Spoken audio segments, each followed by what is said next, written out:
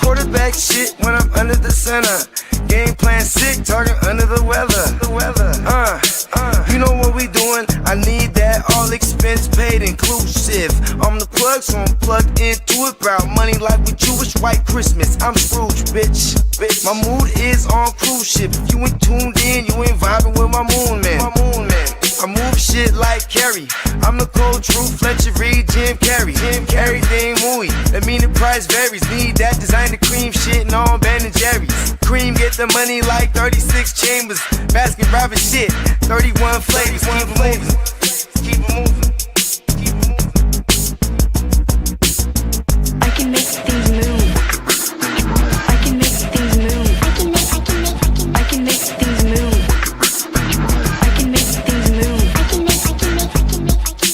Everything on me. Yeah, tell him Bogard scot-free. Lottie-dottie. Fuck with blow shoot, trolling 5 Molly. Heard I carry weight, move packs like a dolly. And I stay fuming, clock me doing Godspeed. Business booming, back-to-back trips, moving multiple units. Got mules, got universal soldiers, getting money for sure. Yeah, we ain't shrugging shoulders. You think I'm lucky getting over, made it far, cause I'm sharp, fuck a 4-leaf clover. On my 89, minus the flat top. Getting packs off, smoking on the cash crop. Money talk, if you're broke, then you can't talk. Play a never-ending ball game, Sandlot. I can make things move. I can make things move. I can make things move. Getting money when I land there. Smoking all loud so I can't hear. And if your boys bring the noise, all y'all pussies getting scraped pap smear.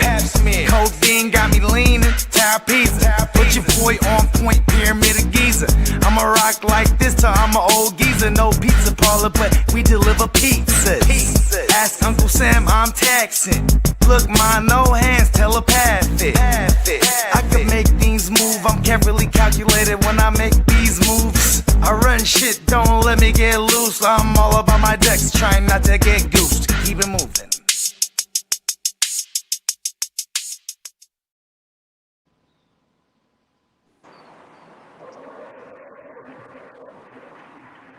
Happy Friday, fellas. Let's go. My mic is on mute. My bad. Happy Friday, gang. I'm not on my producer shit. Hold on. We got to play a message from our sponsor. We'll be right back, y'all.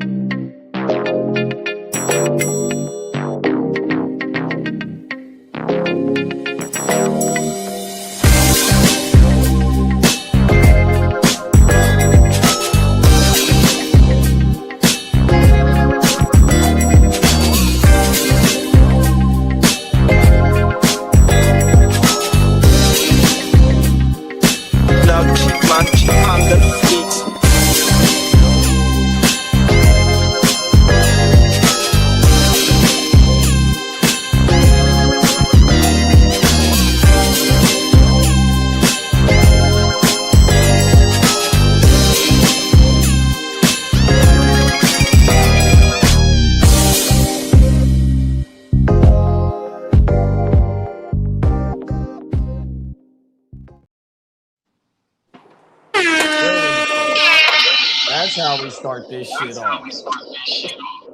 Top of the top, my G's. Where the AK at? Where the AK at? Cheers, Kitteh.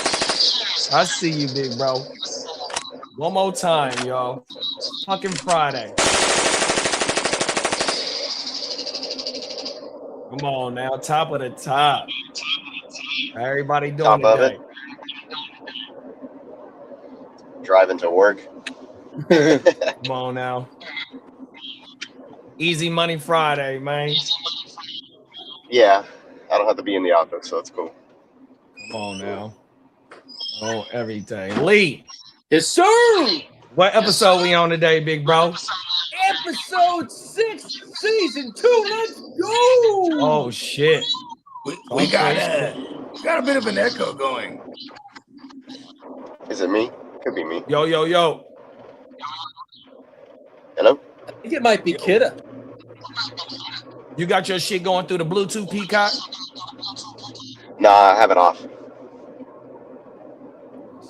Yo. Yeah, I'm gonna leave. The regular phone. And y'all say something Hold on. when I leave. Nah, you're probably good. I think I have it. I might have headphones. Give me a second. I could make things move. Let me put myself on mute. One of my joints, but I was like, I don't want to go in the safe. Come on now. I have a safe. I've been had a safe though. So you gotta keep your documents in there too. You know what I mean? Them is facts. Yeah. Shout out to Emil, man. What up, Emil? I've been steady trying to buy Josh Allen off him. Actually, not steady. Probably not trying harder. I probably could try harder, but I also don't really mind if I don't have Josh Allen. We got Albert in the building. What's up, Albert? What's up, Albert? We got the king of the LBC in the building. What's up, King D? Hey. We got none other than the crooked fella, the crooked commish. What's up, up? Crook? Crooked said, Peacock, thanks for the countdown video, man. Let's go. Yeah, hell yeah. Come on now. You know what's dope too? Peacock was You already know. Peacock said he was like, I'm gonna cook up another one for us. He's like, give me a track. I was like, well, I got one. I was like, this one's a hitter too. Come on now. So we can start promoting the Vegas shits too. Like Peacock's idea was brilliant. He was like, you know what I mean? We got all the tell of the takes and shit like that. Shit here, bro. Oh, everything. That shit is really here, dog. Yeah. It's gonna be here before we know it. That's all I know. What's going on, Gang Green? I see you ripping that SD to the fullest right now, man. Wow. I Come know. on I just coincidentally have this on. But yeah, I got my jersey hanging up, and then I got the matching cap to go with it. Talk that shit. Yeah. They didn't win that Dodgers series, so they're up 2-1 against us in the season records. That's gonna matter at the end of the year, I think. If we're talking a division championship, if we can get the West, it's gonna have to conquer. We have to go through the Dodgers if we're gonna win that pause. Come on now. They respectfully earned it. They definitely look like, even though their record isn't the best, they still look like the best team. Did they earn it or did they buy most of it? It is what it is. That's the nature. The name of the business, Exactly. right? If you're a Pirates fan or a Rockies fan or whatever, you're upset because your squads never seem to get it, because of the ownership. For a long time, Padres was in the same boat, guys. Sorry for all you Pirates fans. the Padres are homegrown. At least you have a beautiful ballpark, and that is That's at a least plus. something, yeah. But the Padres, as soon as they start spending money, guess what happened? We started getting into the playoffs consistently. So I'm with the change, because it was a struggle for a long, long time. And then guess what? When the organization puts a lot of effort into the squad and they're successful, we sell out every game, not just some of the games, every single game. So that motherfucking ballpark right in the middle of the city too. That motherfucker beautiful than a motherfucker, dog. Oh my mama, they did that. And that's all you hear about it most of the time, anyways. I've heard other people that have been to a bunch of more ballparks than I have. They don't all agree that it's the best, but it gets voted the best, Yeah, like Spencer, when was that last year? Yeah, out to the Guru. I think he was out there 2 years ago. It was definitely 2 years ago. He did East Coast. So 2 years ago, he went through he started in Boston. I think it was last year then. He was out here. Last year he did the West Coast. So we met him up. We did the Giants game, and with me, him, Tino, Steamboat. My boy Steven was out there. Shout out to the commish. And then, anyways, then he drove down to LA, caught a Dodgers game, then caught a Padres game. Because he was just all about experiencing all the dope stadiums. And you know what's funny is like when you ask, what'd you think? He's like, LA was overrated. But he said San Diego was hella nice, right? Beautiful, bro. Then he said, even when his thoughts on Frisco, he's like, the vibe was just cool. I think, right? Frisco, you know what I mean? Like you look around, it's hella diverse. You know what I mean? It's by far. It really is the only city in California. In California. Yeah. Yeah, I would agree. In terms of being in an because LA is tenfold. Being able to take a whole different beast. Walk, and I'm talking about you could walk. Yeah, you can literally take a cable car. Yeah, you don't have to trolley, you don't have to drive nowhere.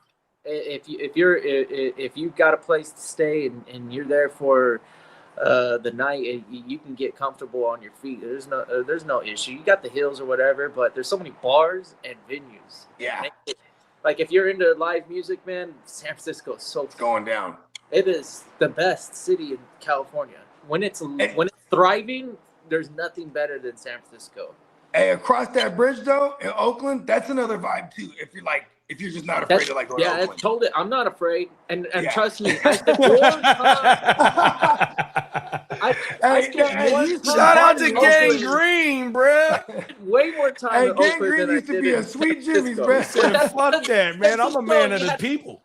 You had to cross the bay from where I was. I was in Fairfield, which is more like Oakland than San Francisco. Yeah, come on now. It's you know what's funny about Fairfield? It's also like Fairfield got mad Valley vibes too, because like it's weird because they call it East Bay. You're like not far from Stack. So far out there, I don't even understand why they consider East Bay, but it is considered East Bay. Yeah, and it's 707, which is and 707 goes. It's Vallejo. That's what Fairfield, and you go all the way up to like Eureka. You can still see the bay at Vallejo, whereas like if you go past Vallejo, you don't see the bay no more. So I don't know. It's true Bay Area definition.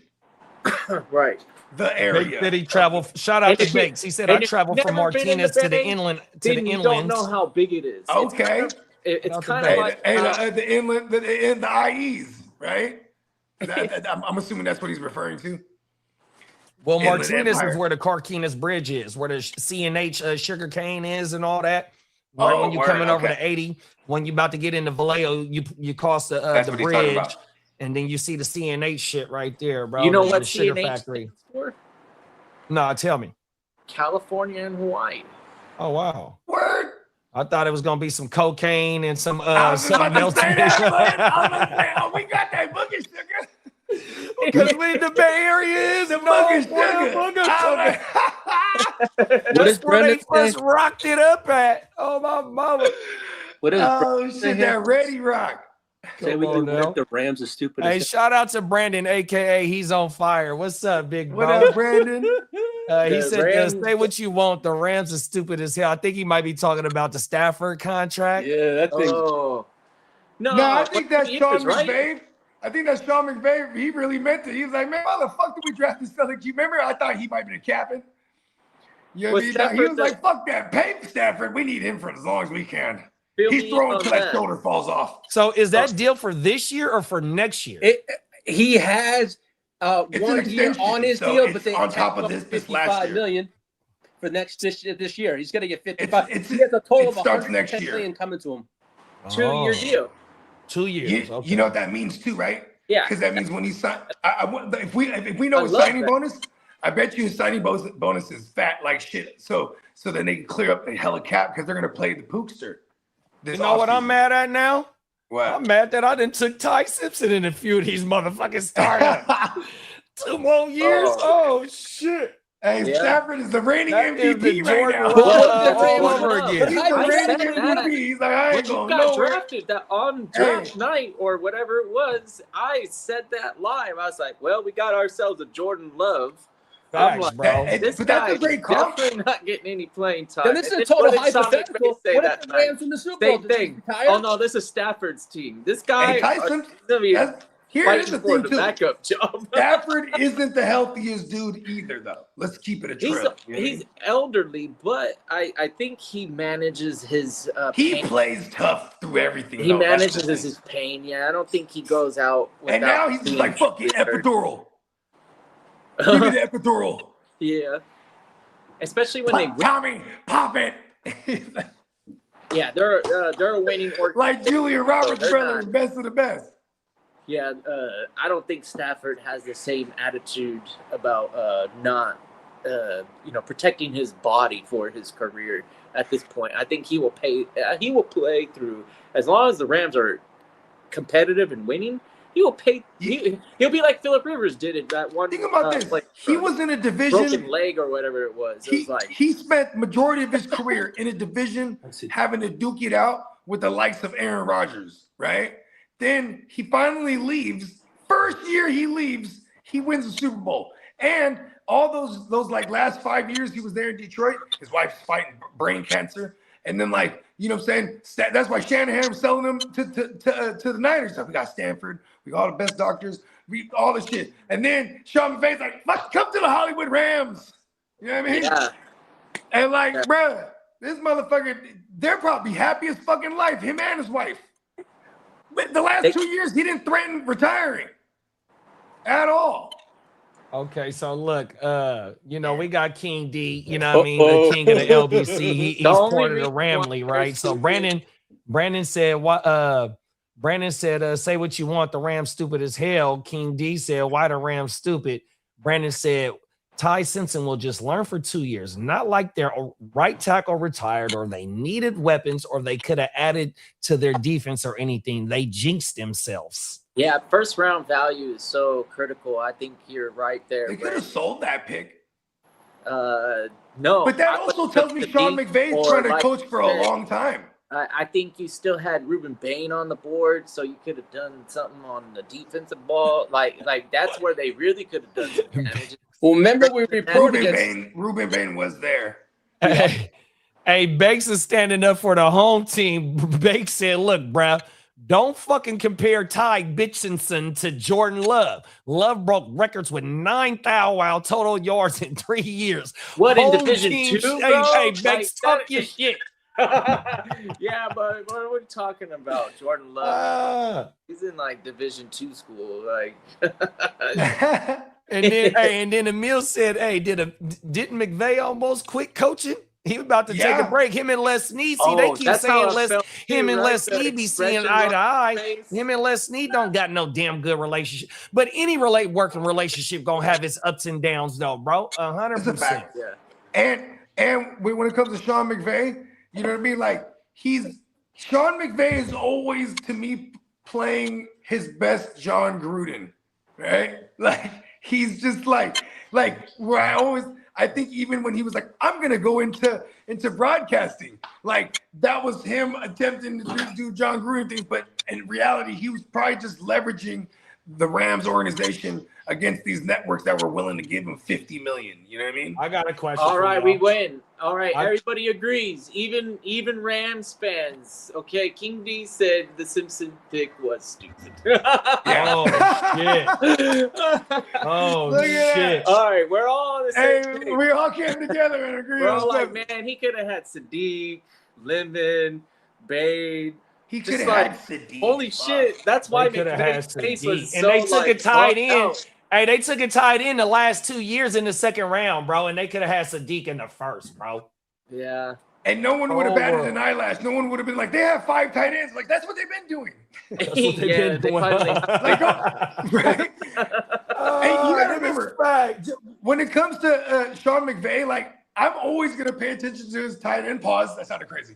Because because of Jordan Reed back in the days, man. Remember how crazy Jordan Reed was?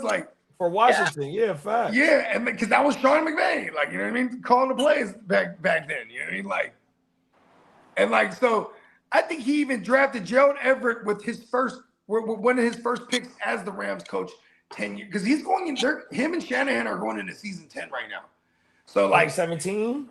Yeah, they started in 2017, so this is season 10 for them. So if you think about it, Like everything Sean McVay specifically has been doing was just leveraging for a longer career. Look, the Tyson pick might seem stupid now, but 2 years later, and Stafford actually retires, then they enter Ty Simpson, who we probably at this point have seen play a few games, because I'm sure Stafford isn't going to play every single game in these next 2 years. So it's like, you know what I mean? It is Jordan Love-esque.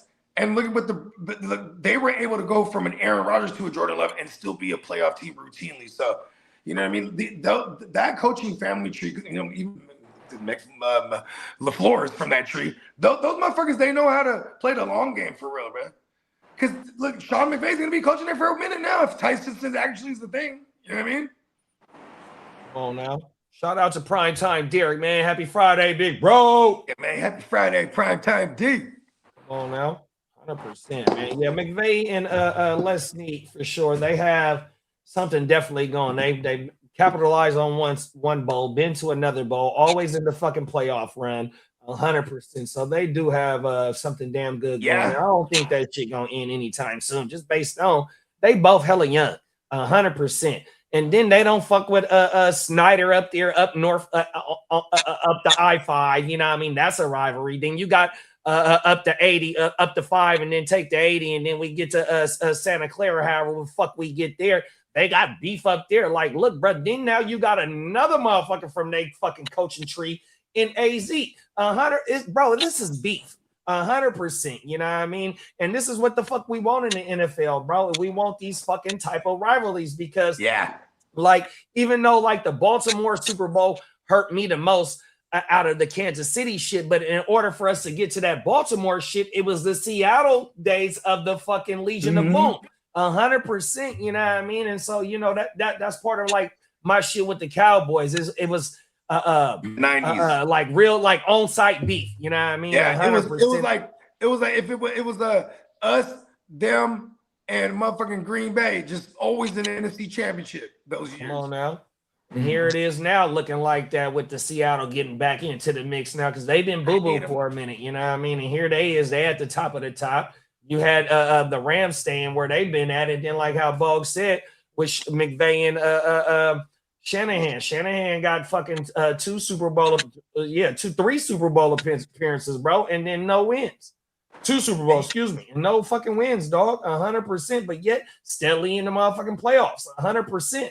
You know what I mean? One thing about us too, we ain't had that 1 seed. Oh my mama, that's one thing about us. We always on the road, dog. Yeah. We definitely. Speaking of being on the road, hot take real quick. I know that's probably loud in here, sorry, but hot take real quick, man. If it wasn't for the Patriots rivalry with the Texans in the playoffs, we would have won a Super Bowl by now. Talk that shit, bro. You ain't lying. Because that freaking meeting them in the divisional rounds all those times. That shit crazy, bro. Them motherfucking rivalries. It's been like four different times that happened. Yeah, the rivalry shit is what feeds the NFL, bro. 100%, and that's the same thing like baseball, though, bro. 100%. They know how to capitalize off the regional rivalry.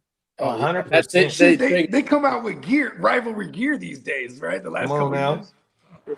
Yeah. I'll never wear anything with Seahawks. Week. Not too long ago, it was rivalry. I got a rivalry week, right? And we got that in the AOB. So G, when he used to have the commissioner, shout out to my dog G, 100%, the creator of the league. When he would set the schedule up, you would play your rival week 1 and then the last week. 100%. Oh, that's dope. Oh, my mama, shit was federal, bro. But he lost his commissioner duties. Hey, but when he lost his commissioner duties, he won 2 straight. He got mad. He said, "Oh yeah." But see, that's almost proof that the commissioner a manager than he is a GM and a manager and the commissioner. So you gave birth to a monster by bro. Get out of that commissioner spot. Hey, Crooked got a good question. He said, "How do you decide on figure out who your rival? How you be talking shit in the chat? Oh, I'm in the group chat. Yeah. You know who your rival is. Like it also needs history to pile up because if we're just talking win-loss record, like motherfuckers that got your number, we're like there's plenty of rivals that I have like Bernie Mac or Steamboat, where it's like, or Guccinni, where it's like, bro, it can go either way. You know what I mean? Like, you know what I mean? Like we're not gonna get. I love those matchups because it's like they're usually in the post too. You know what I mean? Like you know how many times like Guccinni knocked me out. Bernie Mac is not my rival. He's my nemesis. He beat me in 2 ships last You know year. what? I'm with you. He is one of my nemesis. That's how Diamond Joe is. Diamond Joe stopped me. So I got in the SBI back-to-back years. I forgot who beat me the first year. Then that second year, Joe beat me on my mama.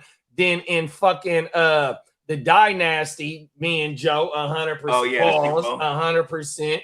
And Now I was I think able to about get you, one I lost out two of that Super Bowls to motherfucker for Guccinni. sure. I don't think I beat Joe in the championship. I lost to JD in a few Super Bowls. Oh, there was one year where we were playing each other in both the Dynasty and the Heart Start single QB. Come on now. Yeah. Good thing we split. We just took the whole total and split both of them. Like just as an entirety. And then I lost both of them. I'm like, yes. like, oh, like, bro. yes. And now me and Kitteh got some because Kitteh beat me in the championship in the next gen. So I can't wait to see him this year. That could have been. I could have had 4 championships last year, but I had a second place. Shout out to my dog, 100%. You're right. And Kitteh knocked me out of that championship, or that playoff to go and beat you in the championship. Whole world, bro. Yeah, I'm pretty angry about that. Whole world. I also won multiple championships. And that's what I'll say in my definition of fantasy draft. I only split one league. The motherfuckers be knocking you out the playoffs. So I did okay on that end too.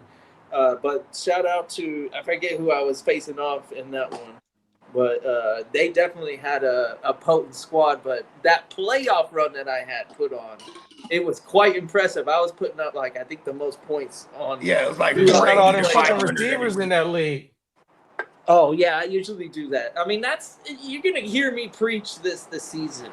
I'm not. I have a game plan, and I'm not letting the draft dictate my choices anymore. Which I like.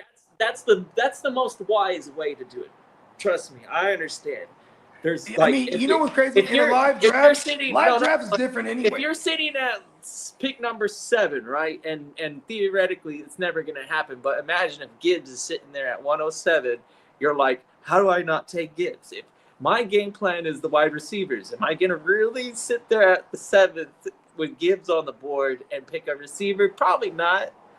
But most of the time where I feel comfortable, yeah, I'm going taking that receiver there. Outside of anomalies if like it that. ain't Bijan or Gibbs, I'm for some sure reason, I'm in a super flex league, and there's I need a fucking top-end quarterback, and they just start falling off the board. And then I'm in the middle of that first round, and Gibbs is out there. He's probably the only non-receiver that I would target. I think Bijan could be there too, but for me, I like Gibbs more than Bijan. Yeah, I love just going receiver early because there's so many running backs. If I only need to start 2, I'm probably not tripping. I'm just fine 2. I want 5. And we're I'm going 5 straight rounds of receiver. No, I'm talking about running backs. If I only need to start 2, you feel me? Because real talk, think about this. Every year there's tear jumping motherfuckers. You know what I mean? And like last year, Javonte, he's the ultimate. And the year before that, Chase Brown. We're always hunting for these motherfuckers. The fools that are gonna jump all the way tiers. Where next year we're probably not drafting them if they're too expensive. You know what I mean? Because we found a way to diagnose them when they were cheap and then add them to our stack. We got to do a tear jerkers or tear jumpers episode. Oh yeah, we gotta bring that back. Tier jumper or tier jerker. Yeah. D said, I feel like that was Les Snead's pick. He knows that family. We could have got him in the second round, and don't get me started on the tight end that we drafted in the second round. We'll call this football politics, and that there's a lot of football politics involved in that pick. And Bakes is on fire right now. He said, fuck all of the AFC West who isn't the Raiders and the Niners because of our history of the battle of the day. The Rams suck as well. Fuck you. Fuck your mama too. My fofo make sure all you motherfucking kids don't grow. He was on his motherfucking hit him up shit right now. He's back. on I his saw damn that. I'm bitches like, I left ain't and gonna right get and into hit that. him up type shit right Come now. on now, Bakes. I ain't mad at you, big Hey, bro. Happy man. Friday, Bakes. I I remember saw my that mama about the told me. answer. Hey, Bakes, be Let's honest. go. Out of all those teams, are the Chargers truly the least of your worries? They hate the Niners way more than they do the Chargers. Like, yeah, like you probably. Hey, like, they go into the Chargers even home the game Rams and it's a or- Raider game. It's a blackout. Yeah, like they don't like the Chargers, but outside of a few years, and those are years ago now, there's no real rivalry, and it was only born because of Southern California influence, and now they don't really have a home. LA, they have a You think handful Herbert of plays fans there. One of the only teams that gives away tickets and stuff like that. Cold world. And you know what's so crazy? Herbert grew up wanting to play for this was his favorite team growing up. Like he has like pictures like in elementary school where he drew. It was my favorite growing up too.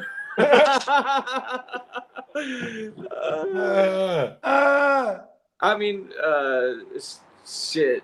Well, we'll see what happens if anything. I think fantasy relevancy, the Chargers still have it, but They're gonna be dope. yeah, I still think that they're gonna be a couple Chargers worth drafting.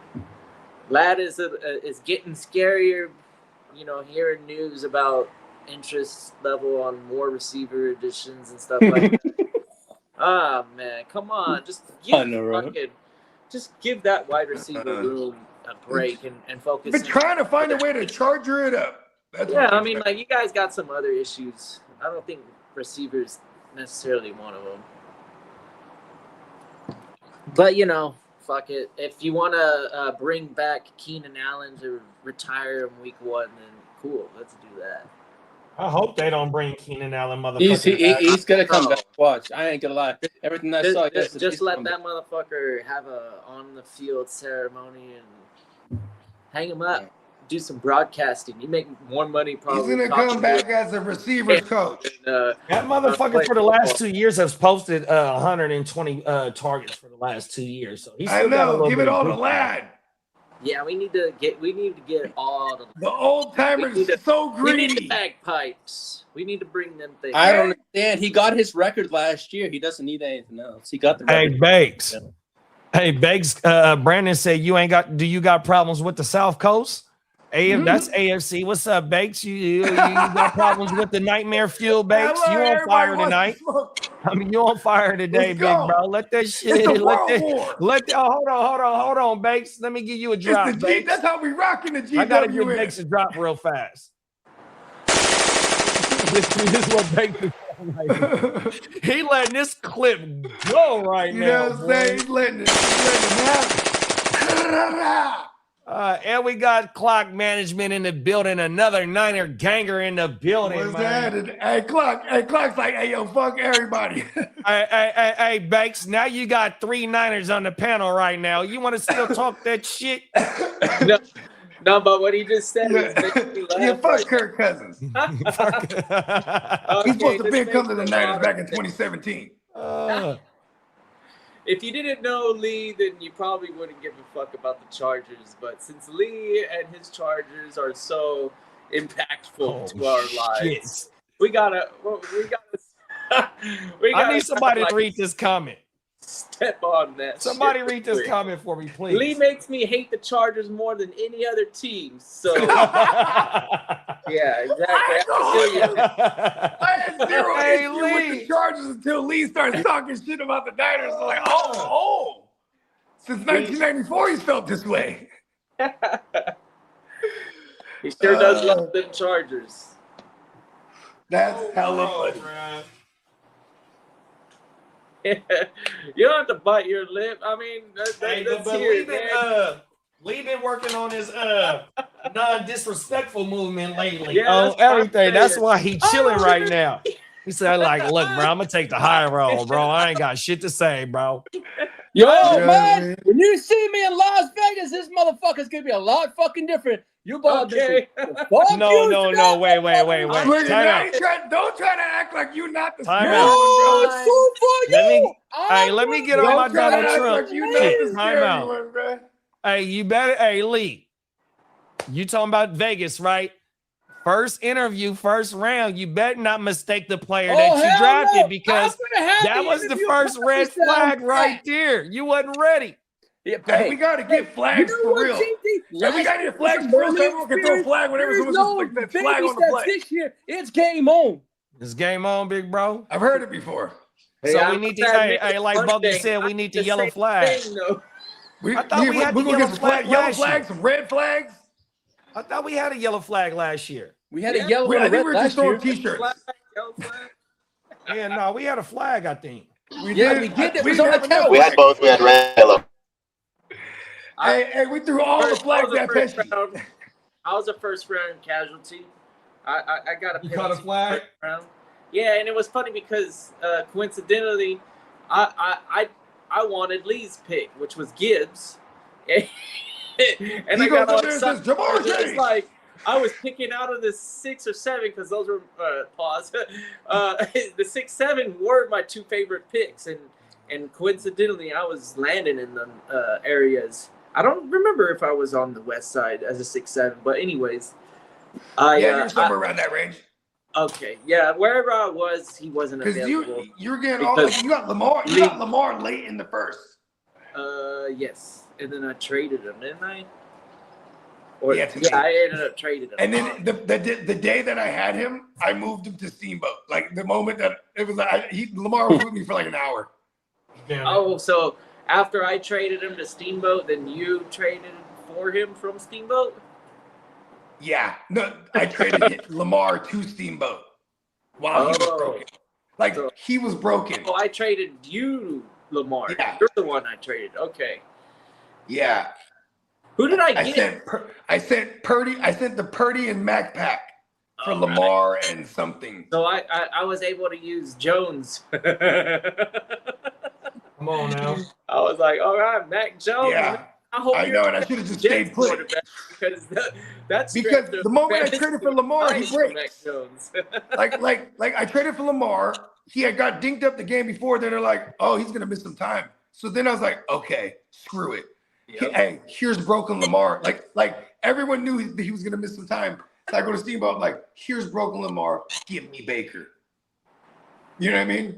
Like, let's just. Was it Baker? I forget who I got from him. Yeah, I was like, let's just do this. See, I couldn't even remember my own. Oh yeah, it was Baker. Yeah, I was able to trade for George Pickens from Minnesota. Then that was another shit that helped me stay at the top of the. You motivated me to go Javante? For another player. Nah, hell no. That was the league that we faced each other. So when you made that move, I was like, I feel obligated. I need to get some action. And I traded with King D2 and got Stephon Diggs for the second. So I was like, you know what? Oh, yeah, in the next gen. I'll go ahead and grab Diggs just in case of injury. This is a nice, at least the team's WR1. And then at that time of the season, he really started to show out finally. Because it was a little bit sluggish at first. But I got him right at that moment where he started to pop off.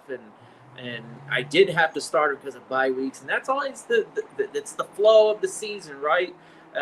When you draft so early like we do sometimes, you don't realize you put yourself in these pickles on bye weeks. And then it just is what it is. Having redraft, you know what's funny? I don't ever let that dictate my movements in a draft at all in redraft. It does if I know where everyone's bye weeks are. Man. But I've also thought of this a lot too. Is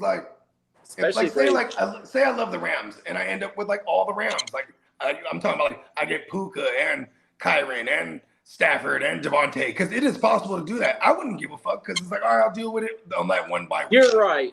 And I take this back. I'll deal with it on that one bye week. You know what I mean? Focused in on this thought process of mine is because we had that ridiculous week 13, week 14. Yeah. Was it week 13? Yeah, the bye or 14?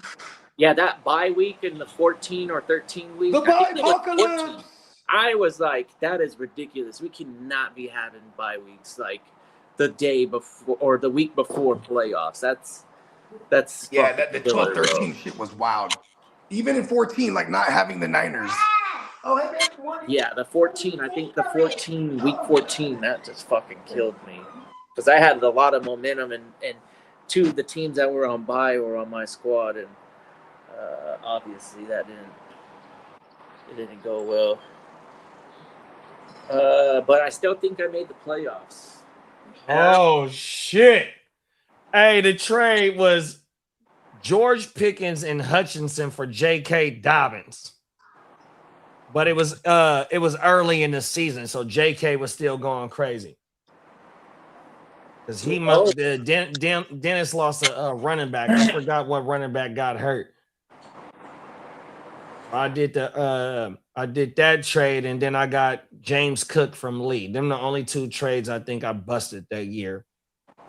Last year, on my mama. I had to give up Monty and Ladd to get James Cook. Was that the one then? Was that the next gen? Which one was the next gen? The next gen? Yeah, what trade did you do in that one? I traded King D. I think I gave King D a first for Devontae, and then I got T. Higgins from King D as well. I think me and King D made two trades in that league. Yeah, because King D started trying to get some picks. Yeah, he got picks. On my mama, I was able to get Devontae because I had to give him one of my quarterbacks for one of them players, I think. On my mama, because I don't got 3 quarterbacks in that league no more. I only got 2. Okay. Yeah, I only have 5. Shout out to King D, man. Shout out to Gang Green for being the motherfucking champ. Oh, my mama. JD Westside. Come on now. We're all coming after you this year, Paul. Cold world. Yeah, man. Like the whole room's full of hungry individuals. I don't think we're gonna be savages. Yeah, we can't be misstepping.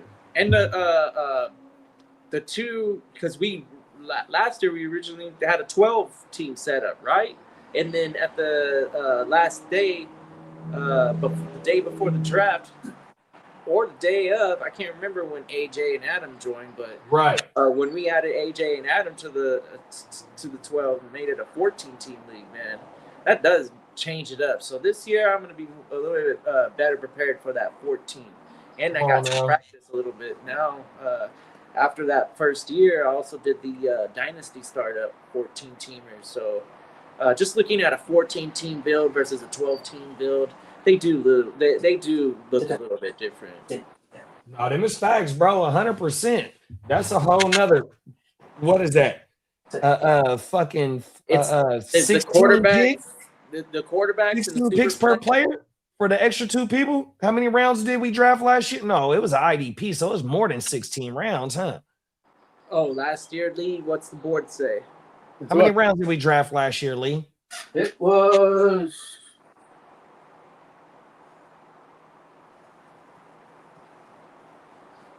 Gotta be in the 20s, huh? Oh yeah, we're in the 20s. 24. 24. Wow. And then you just added 2 more players. Oh shit, dog. So 14 times 24. And now we're doing 26 this season, you said? We're adding 2 more drafting spots? Oh no, I heard adding 2 more players, so I got confused. I was no, because originally it was supposed to be a 12. Start the draft earlier in the day by the pool. Yeah. Okay. Yeah. More drafts this year for sure, and that'll be fun. We're gonna have more than the west side. We'll have the east side probably again, and then I don't know what else we're gonna come up with, but we'll come up with something. I know we tried to do something last year, but it didn't fall through because it was kind of specialized. What were we trying to do? A guillotine? We were trying to do a guillotine league, which I'm still down to do one of them. If we can get a whole 18 or whatever we need. Come on now. We got Minnesota Den. We was just talking about you too, Minnesota Den. Top of the morning, man. Oh, now happy fucking Friday, man. Clark said, I heard Lee was a Raider fan until the Chargers started winning. Is that true? You're a bandwagon rider, Lee? I don't wear black. What? Sorry, I don't go to funerals. At least the Raiders can talk about the Super Bowls. Whole world. Hey, kid, how long's it been, though? Since 2000? What? Super Bowl? It's been about 45 fucking years. Didn't they win 2000? No, they lost. They got their ass whooped by the Bucs. Got their ass. What? Okay, so that was the last time they made it. Yeah, the last time they won it was like 81, 83, some shit like that. 45 years. The last time the Jets won was Super Bowl III, so.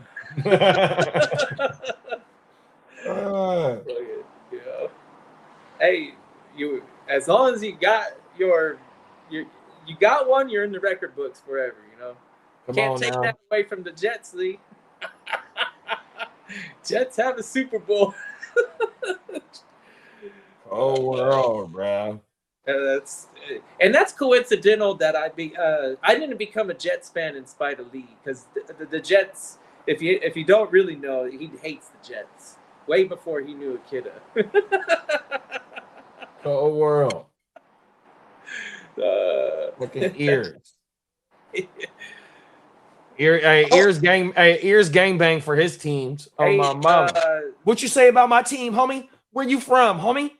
I tried to Yankee? trade for Breeze. He don't want to trade Breeze.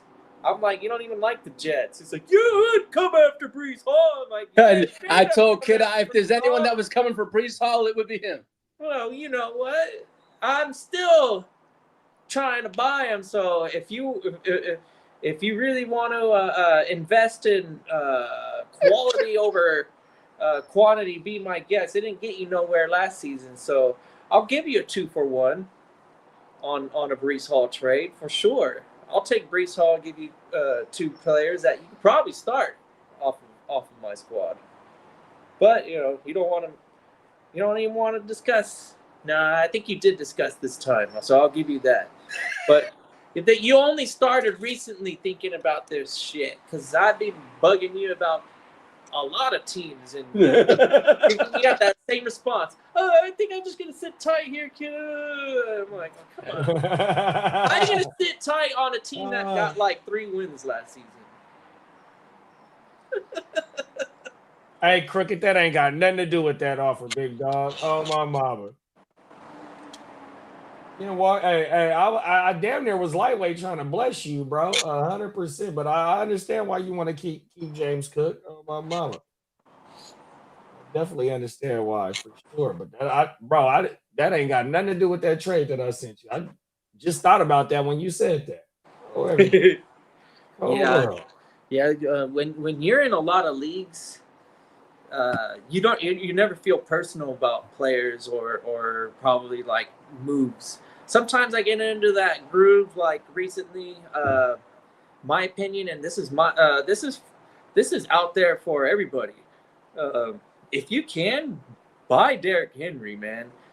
Sure. We'll talk about that in the news. I'm sure he was kind of like social media posted some fucking early looks of Derrick Henry going into the building, and he looked like better than he's ever looked before in terms of his physical physique. His arms are like fucking like he looks like he's wearing shoulder pads without wearing shoulder pads. So that motherfucker is a tank.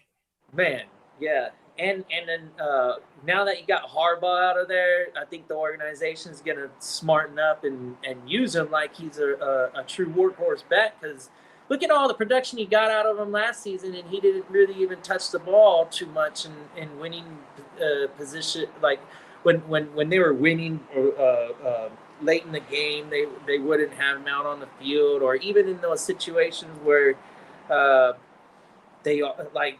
There is some controversy. I think that's we were talking backstage that might have been a lot of the reason why Harbaugh got let go, is the way he utilized Derrick Henry that final season. You know what I mean? Come on now. That dog, Derrick Henry, bro. And like you said backstage, back-to-back 1,500 yard seasons, back-to-back 16 TD or more seasons. So he got 3,200 yards and he got over 30 TDs in the last 2 seasons, bro. That boy ain't slowing down, not for nothing right now. Yeah. 100%. The amount of touches that he gets, they're not. He doesn't lead the league in touches, and these are his yards per carry is still elite. He passes the eye test. Man, I'm just saying. I think you can still get Derrick Henry at a value here, and come away with an easy like top 5 RB at the end of the season. You know, I don't think he's gonna for our dynasty leagues. I don't think he's gonna be too wild. Redraft, he's going back in first round. I would imagine. Running backs are probably the true targets for most fantasy managers in that first round this season, I believe. We got the big 3 off the board, and then Amon-Ra might sneak in there at the back end of round number 1, and that probably, if you wanted my early evaluation, that's where I want Amon-Ra right now. If I'm in the back end of round 1, he's my number 1 target. It's like I'm waiting for him to fall.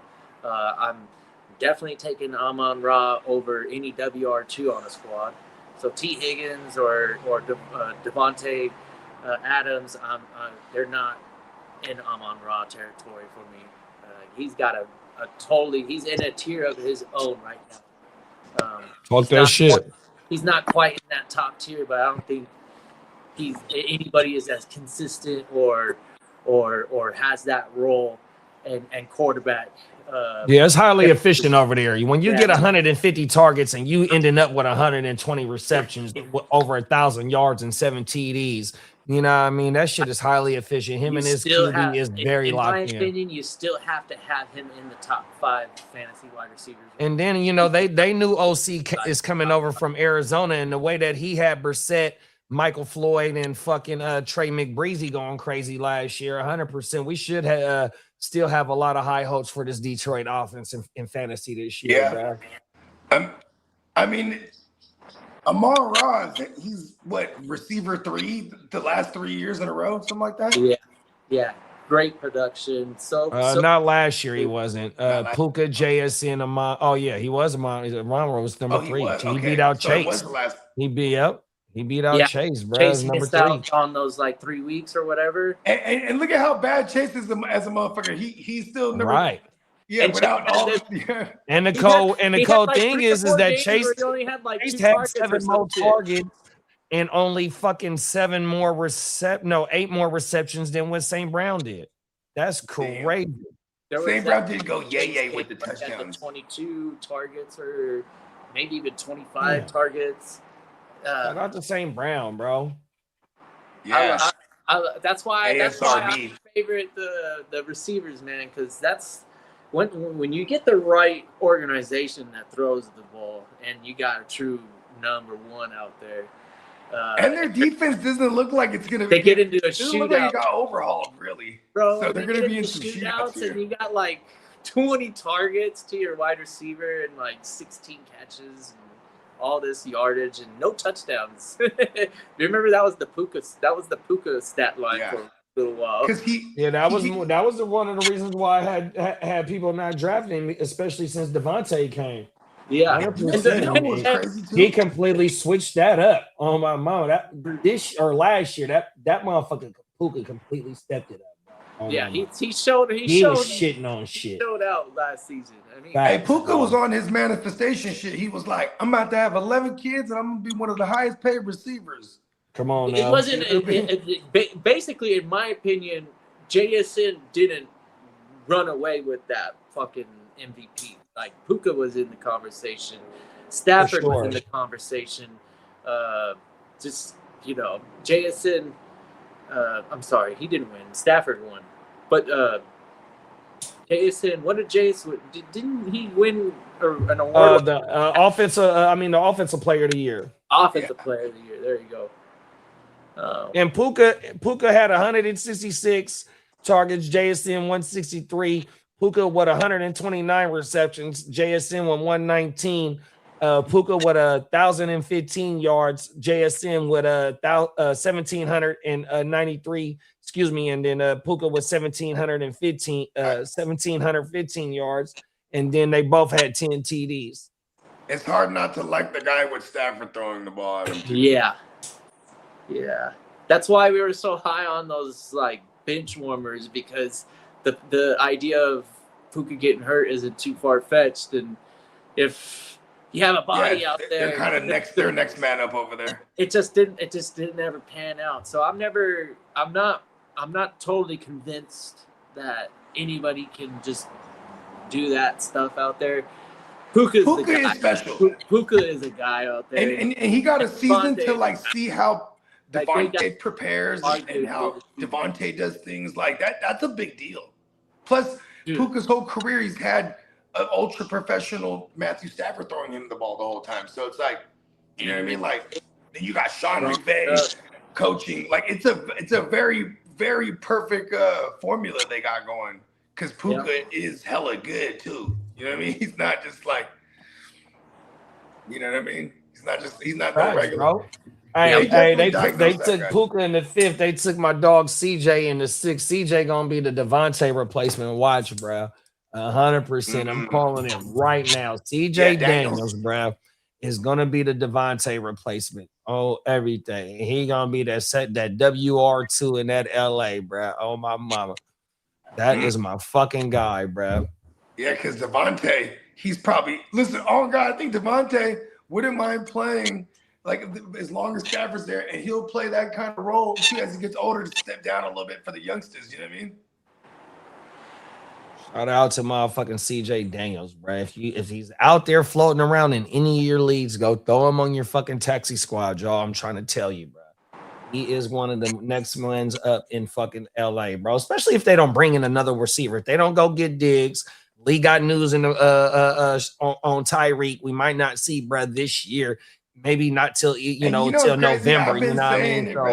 So look, bro, there ain't too many other wide receivers on the market over there, and they need more than just Devontae and motherfucking Puka 100%, because Puka got hurt last year as well.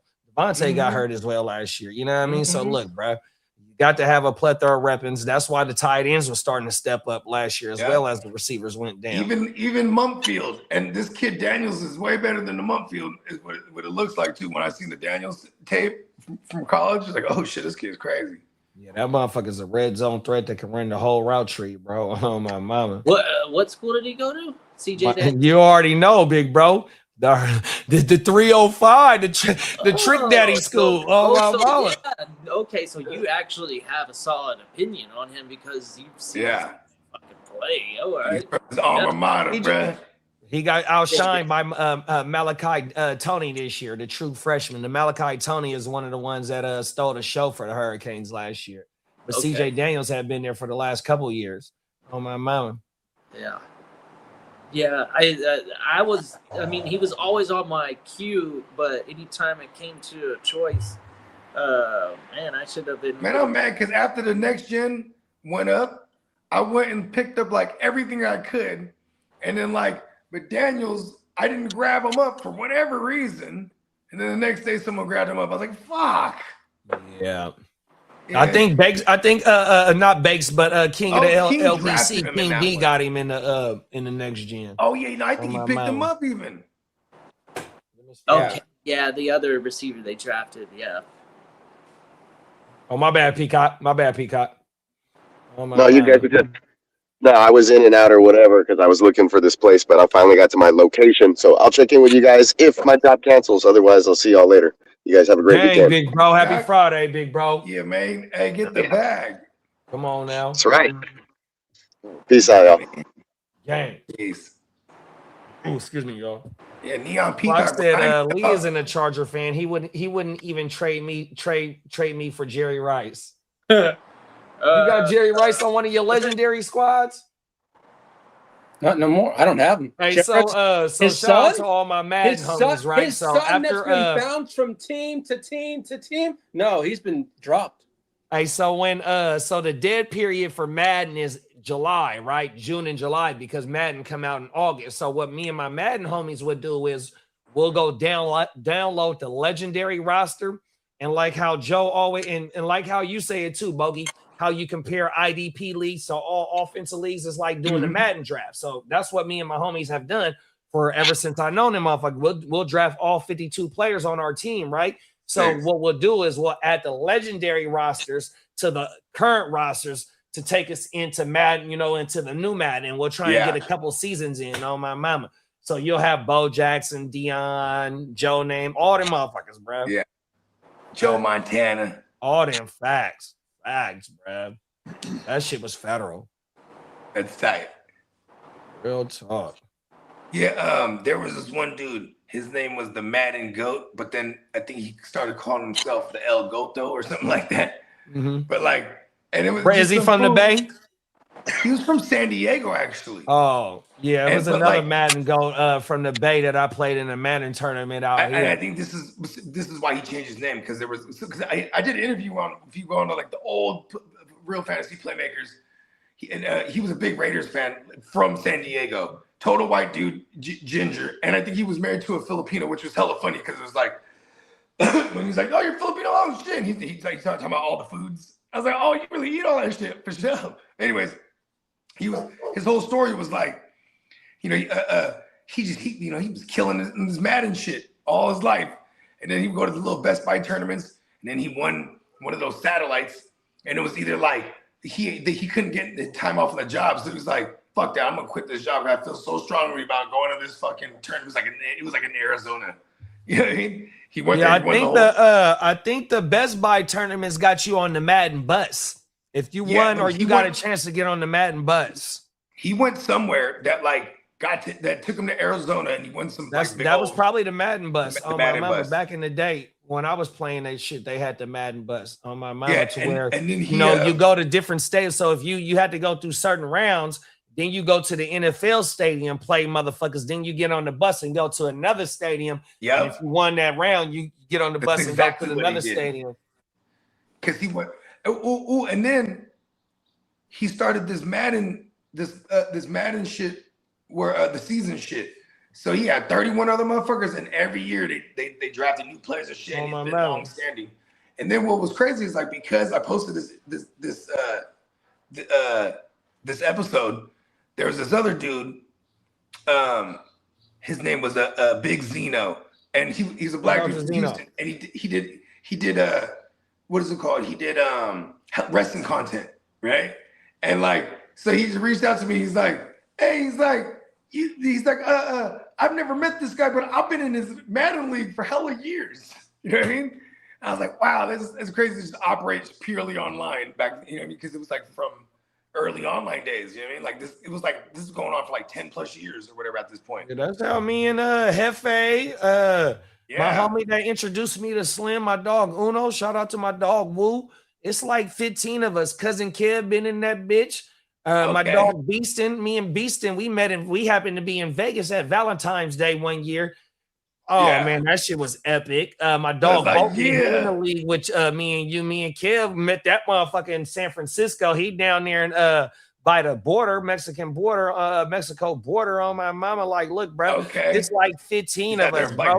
That's really locked in still to this day on my mama, bro. In our leagues, we not playing for free. We play for money. On my mama. That's what he was saying. Sure. Just like fantasy shit. We don't play for free, bro. Yeah, even when I asked the El Goto, I was like, how much of those leagues is it free? He's like, oh, no, not at all. Oh, no. And I was like, how much? He's like, let's just say it's not cheap. He wouldn't give me a number. But when I asked the dude, he said it was 500. You know what I mean? But every year would go up like some kind of increment. Like, I think it'd be like, you know what I mean? Yeah. But at the time, it was at like 500. And then you'll catch a lot of NFL motherfuckers on Madden. Oh, my mama, there'll be the NFL motherfuckers on Madden in college. Because they make their own channels playing the shit. Cam Newton got his own gaming channel. Oh, my mama. He heavy into that shit. So this fool, his team was the Raiders. And like he had won like several championships, right? And he was saying like Tony Romo was his QB, and he had the Tony Romo Witten combo. On the Raiders, so they was playing Ultimate Team then. Yeah, where you draft your team. Yeah, ultimate team. And then everything. Exactly. And so you're the organization that you want to be, but then you're drafting the whole roster. You got to go buy the packs. You got to go buy the packs of cards and shit. Oh my man, I never got into that part of Madden. I didn't like that shit. We do franchise. But see, my homies, after we all kind of like split up from playing the game and shit, my homies that still play Madden, that's what they got into was the fucking it's like they're playing shit that I just said, the fucking where you buy all the little players and shit, the packs. Oh my mama, the ultimate team. And they found a way to get the bread up out of us somehow. 100%. Madden, 2K, you can go buy shoes, all types of drip. How much does a pair of Jordans go in 2K for your I don't know. I don't fuck with that shit. But I was buying shit on Grand Theft Auto at first before I had the cheat code. Oh, word. Yeah, I was spending money on Grand Theft Auto. They was getting money. They probably got a good 300, 400, 500 out of me. I ain't gonna lie. Oh, you can buy Jordans in there too? Nah, hell no. You got to go buy guns, cars. Oh, yeah, all kind of shit. Yeah, oh, my mama. Contraband. Contraband. Oh, my mama. For the propaganda that you try to spread in the whole motherfucking category. You feel me? Oh, world. Hey, Lee. All of it. Sure.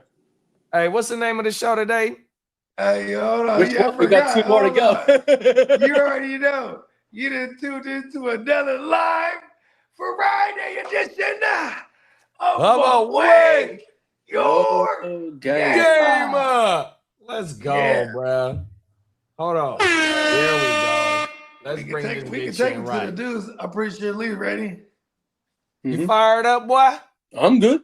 We doing 3 shows a day, all back to back, y'all. So when this motherfucker in, I've been enjoying taking a razzing in the chat. It's kind of fun today. Come on now. That's right. Oh, my mama. Let's get into the motherfucking news, y'all. Here we go. All righty. Let's hit. Hold on,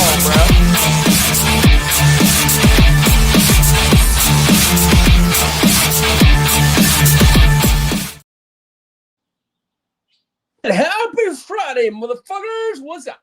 Well, JD, you want to hit that extension drop pause?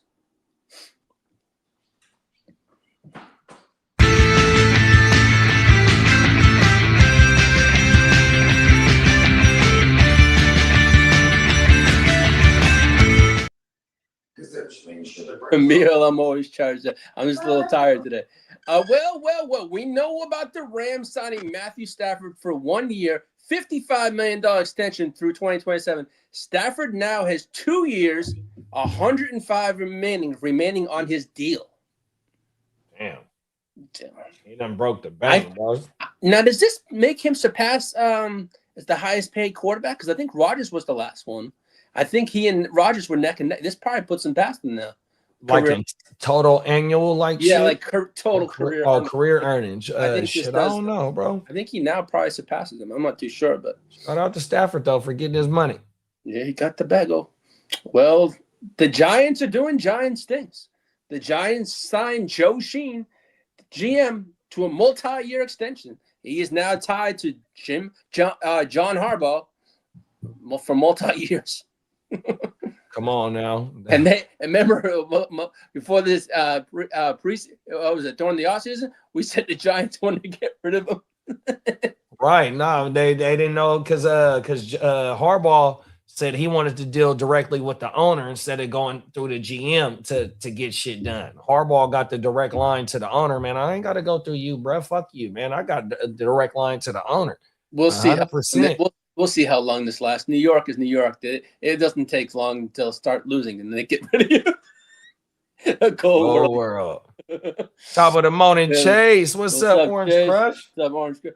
Well, the Lions signed All-Pro linebacker Jack Campbell to a 4-year, $81 million extension through 2030, $20.25 million annually, and $51.5 million guaranteed.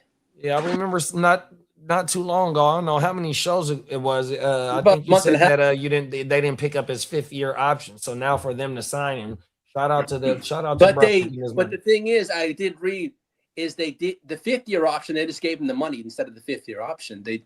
That's what they said. Well, read- because if he would have played under the 5th year, that whatever they agreed to on that contract would have been fully guaranteed for that year. So it's the same thing. Yeah, exactly. They probably just convert that to the bonus even when he signs. The Broncos agreed to terms with 4th-round pick Cade Casey, and the Chiefs signed 2nd-round pick Mason Thomas. Broncos also signed Johan Coleman to a 4-year contract. Jonah. Hey, I always every time you say that, it always makes me want to go, who is that? I think Jonah. Okay, I'll just say JC. I'll say JC from now on. I always screw it up. Well, the Jaguars signed Nate Burker, the tight end. Ravens signed 2nd-round outside linebacker Zion Young, and the Vikings signed 2nd-round linebacker Jay Golday. Oh yeah. They say that he's like Van Geekel. Yeah. Yeah, I got a gang of shares of him. And the Panthers signed the tight end, Henrik Hardenberg. Oh, Double H. Yeah, Double H. And that's all for the signings. When JD's back, can you hit that rumor report? Look at all these rumors. Surrounding me every day. I need some Hang on a player. time to get away. Hey, Come on now, here we go. Let's get into these rumors, y'all. Oh my mama.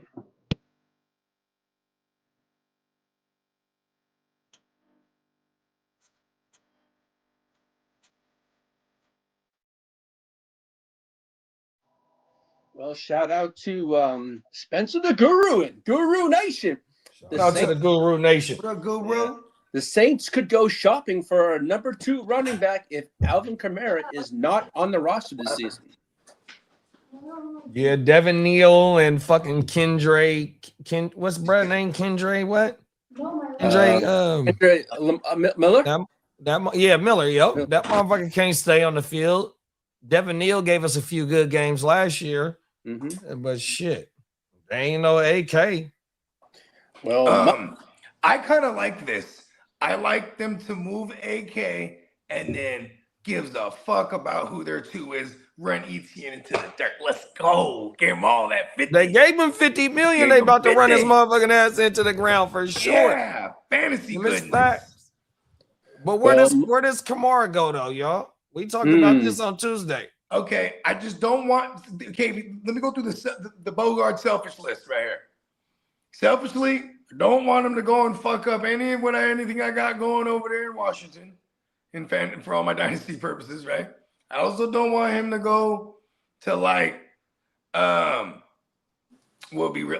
even Baltimore. Baltimore would kind of be annoying because maybe actually that would be cool if they just because like JD, like you were saying the other day. So yeah, I guess I wouldn't mind that one. Okay, what else would I hate it actually? I really hate it if he ends up with the Broncos. That would be fucking annoying. Bake said ETN is about to have a season like Kamara had when he broke out. I ain't mad at that. And then he said Tyler Shoke is going to check down. And then Emil said maybe he can go to the Dolphins, be over there with A-Chain. You know what's crazy is like, I feel like if he's going to get cut, he's going to go to like where he thinks he can get one. And I think that would be the Broncos. The Broncos, the Seahawks need a running back. Oh shit! I didn't think about fucking because I would hate that for my price shares.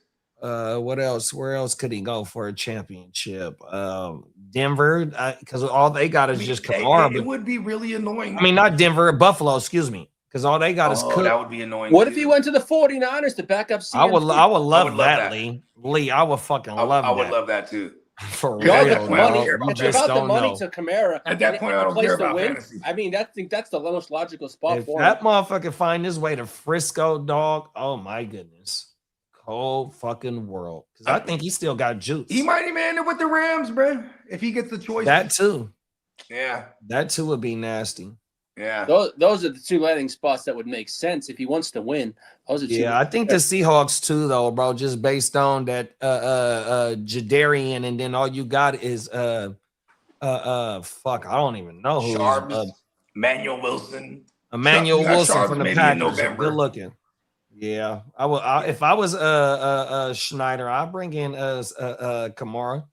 I don't know what they salary cap looking like if they can afford, bro. Ooh, that's a dicey part right there for them. Well, that's the thing too. Is like Kamara is banking on being cut, so he can do the old double dip. You can pick where you want to go. Yeah, pick where you want to go, and then play for cheap for a contender because he's gonna get 19 or whatever. My bad, y'all. Like he's gonna get 19 because he'll clear the waivers too. Chase said, Chase Orange Crush. He said, now that we got Jonah Coleman, I don't see any room for AK. The only reason why I'm saying this, Chase, though, is because the Sean Payton correlation. And like let's not pretend that Sean Payton didn't involve 4 running backs last year, you know what I mean, in some form or fashion, you know what I mean? Like we've seen McLaughlin out there, we've seen Batty, we've seen and then we had, that's why we were mad at this because we had all the RJs last year. And that's why he took another running back this year as well, is because of the McLaughlin and the Bad A and the motherfucking JK. They can't stay, you know what I mean? The motherfuckers ain't him like that for what he want to run 100%. And where he has success at is a 2-back tandem that is going crazy 100%. So he's still searching for that second back. Yeah, he wants that Kamara Ingram tandem that he had for all those years. Like what that was like 10 years ago now. Oh my mama. Nine and RJ got a 2nd round draft capital and Jonah got a 5th, even though I'm not saying that Jonah can't produce in the NFL because he got a 5th round pick. I'm just, we've seen it. Draft capital or a 4th, whatever it was, I'm just saying that AK got a lot of production in this league, and I still think he got a little bit of juice. So if he does come available, I think Sean Payton would welcome Buddy over there because, like Bogey said, they carry 4 running back. A lot of teams carry 4 running backs. Yeah. But one of them motherfuckers got to play special teams, though. That's another thing, too, though. And then it'll be RJ Harvey bringing the return. Cold world. That'll be high as a motherfucker. Here's another thing, too, where I'm mad I didn't research enough about Coleman. I just kind of was like, oh, his draft capital, I don't need to worry about RJ's. But it's like, here's the thing with Coleman. He's like, this fool, man, he's good in the goal line. He's good in zone running. This motherfucker can block. You know what I mean? Like, even just that alone, he's already like RJ it could be threatened to be like a 1B to his 1A. You know what I mean? Yeah. And like all it takes is a JK injury. And then they get to see what Coleman does, and then you don't go away from that once he starts balling. They got a great offensive line. Even probably in redraft, you're probably drafting Jonah at your last pick because he's gonna be there to where you can hold him. Hopefully, you don't have to drop him because of injuries or shit like that due to your team. You know what I mean? But to stay ahead of the waiver wire because I'm a dumpster diving king, bro. I try and stay ahead of the wire so much as possible as I can, 100%. And I would draft Jonah Coleman with my 15, 16 pick in a redraft league just to have a dart throw out there just based on we don't know what's up with JK, 100%, bro. Yeah, bro. It's pretty funny, though, because, that's I would think there's a great, like they need receivers, right? In Denver? Yeah, right? Yeah. I mean, they did trade for Waddle, I guess. There's that. Actually, I'm excited for Waddle there this year. Yeah, Sutton was a back end, a top end WR2. You have the emergence of Franklin, who had about 7 TDs. You know what I mean? You add Waddle to the mix, 100%. We still ain't seen what Pat PB can do and Pat Bryant. So they got weapons over there, 100%. You know what I mean?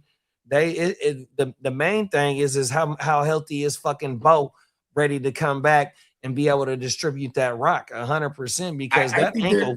They're gonna definitely like not have to rely on his legs with the plethora of running backs they have now. You know what I mean? And be a lot of play action in the early part of the season until he get fully healthy to where he can make plays with his legs and shit like that. They got a lot of king short A dot type receivers, right? Like you said, like Franklin, even Pat Bryant has that what is it called? Profile. And even with the motherfucking Waddle though, the Waddle they're gonna try and get him with the yards, with the yak, the Deuce. That's gonna be a big part of his game with the shallow crossings, the mid crossings, 100%. Well, last night, Mike Garafolo reported said the Rams were very close to landing A.J. Brown, and talks with the Eagles could reopen. Come on now, see the Rams ain't out of it; they still shopping. So, man, the Rams about to have A.J. Brown and A.K. watching the Hollywood Rams. They still shopping like it's hey, what Mac Dre say? I'm always tree shopping like it's Christmas. That's the Rams. Oh my mama, we always start shopping because we are in LA. I couldn't make that rhyme, but okay. I'm not a rapper though. You know what I mean? I'll be trying to get my rap on. I'm more R&B. You know what I mean? It ain't about what you say, it's how you say it. You know what I mean? Hey, you just said that not too long ago, too. Yeah, man, it really don't matter what we say as long as you're saying it fly. Talk that shit. Hey, Emil said, how do y'all feel about AK in Washington? See, like I said, selfishly, I don't want that because it just makes a lot of logical sense because it is like a team like he can feel like I can compete over there. But here's I don't know what people think about Rachaad White, but like, you know, Rachaad White is kind of that role. Is what I think. You know what I mean? Because AK, here's one thing about AK. AK is like 6'2". He can pass pro or 6'1" or whatever it is. He can pass pro. He's not a small dude. And Rachaad White, he's shown he can pass pro because he's not a little back neither. You know what I mean? But Bill and everybody else they got over there, K-Tron, you know what I'm saying? Like K-Tron's probably the interesting one who can end up being like another one of those guys that we pick up off the waiver and redraft at one point of the year because he's going crazy. You know what I mean? Because Rachaad White, I think he's just playing a specific role. You know what I mean? This past but they're not paying him enough that I don't think they wouldn't look at an AK. You know what I mean? Because that's another team too. They be decimated at that position. So like, why wouldn't they keep their pockets loaded and go get an AK? But also they don't invest a lot into that position as well though. Because B-Rob, he wasn't a high draft pick. I think he was a third round. Well, that third round is a high pick, 100%. Then you throw Eckler in the mix, which he was on the tail end of his career, but he produced his first year in Washington and then got hurt last year, 100%. Now you take JCM last year in the 7th round, 100%. Now you bring in Jerome Ford and fucking Rachaad White. That's free agents, which you ain't gave a whole lot of money to. Then you draft K-Tron in the 5th.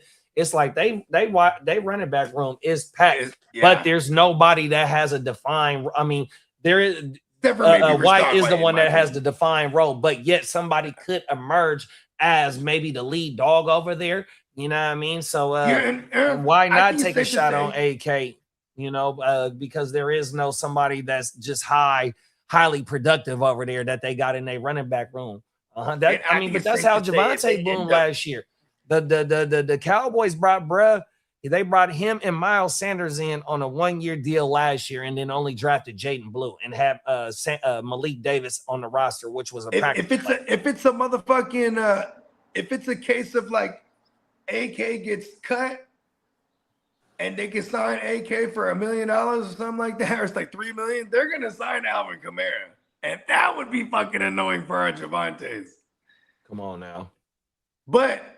Like you said, what if he's like in the Miles Sanders role or Malik Davis, whatever it is, where he's because they run enough plays, period, that they're able to throw it that many times and the run. Yeah, but see, that's the thing though about the reason why.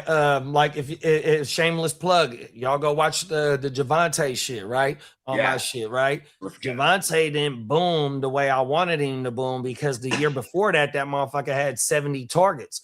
Last year in Dallas. That motherfucker only had like about 40 or 30. I forgot exactly what the number was, but when you got a CD, a Pickens, and a motherfucking Ferguson that got all 100 targets, or over between them, they all got 100 plus targets. Excuse me. Then Flanor was the like 60 or 70 targets, and then you had Javonte, bruh. Javonte only had like 40, bro. But Javonte got action because he's done it before in Sean Payton shit. 100%, bro. That's the thing. And see, that's the thing too. Is like he was able to pass pro, so he wouldn't get removed off the field in that Sean Payton shit. Going back to my concerns with RJ and like him essentially being like maybe at one point this year the 1B, and then it's Coleman who emerges as the 1A. Because let's be honest too, when JK was still healthy last year, he was getting all the 1A looks. You know what I mean? Like all the early down shit, the fucking goal lines. You know what I mean? JK was startable last year until he got hurt. He was, yeah. Just talking about Minnesota Den earlier, I traded JK to Minnesota Den for George Pickens early in the season. Oh my mouth. That's what it was. It was JK. Damn, you killed that one. Running back needy teams, they start talking that shit. You know what I mean?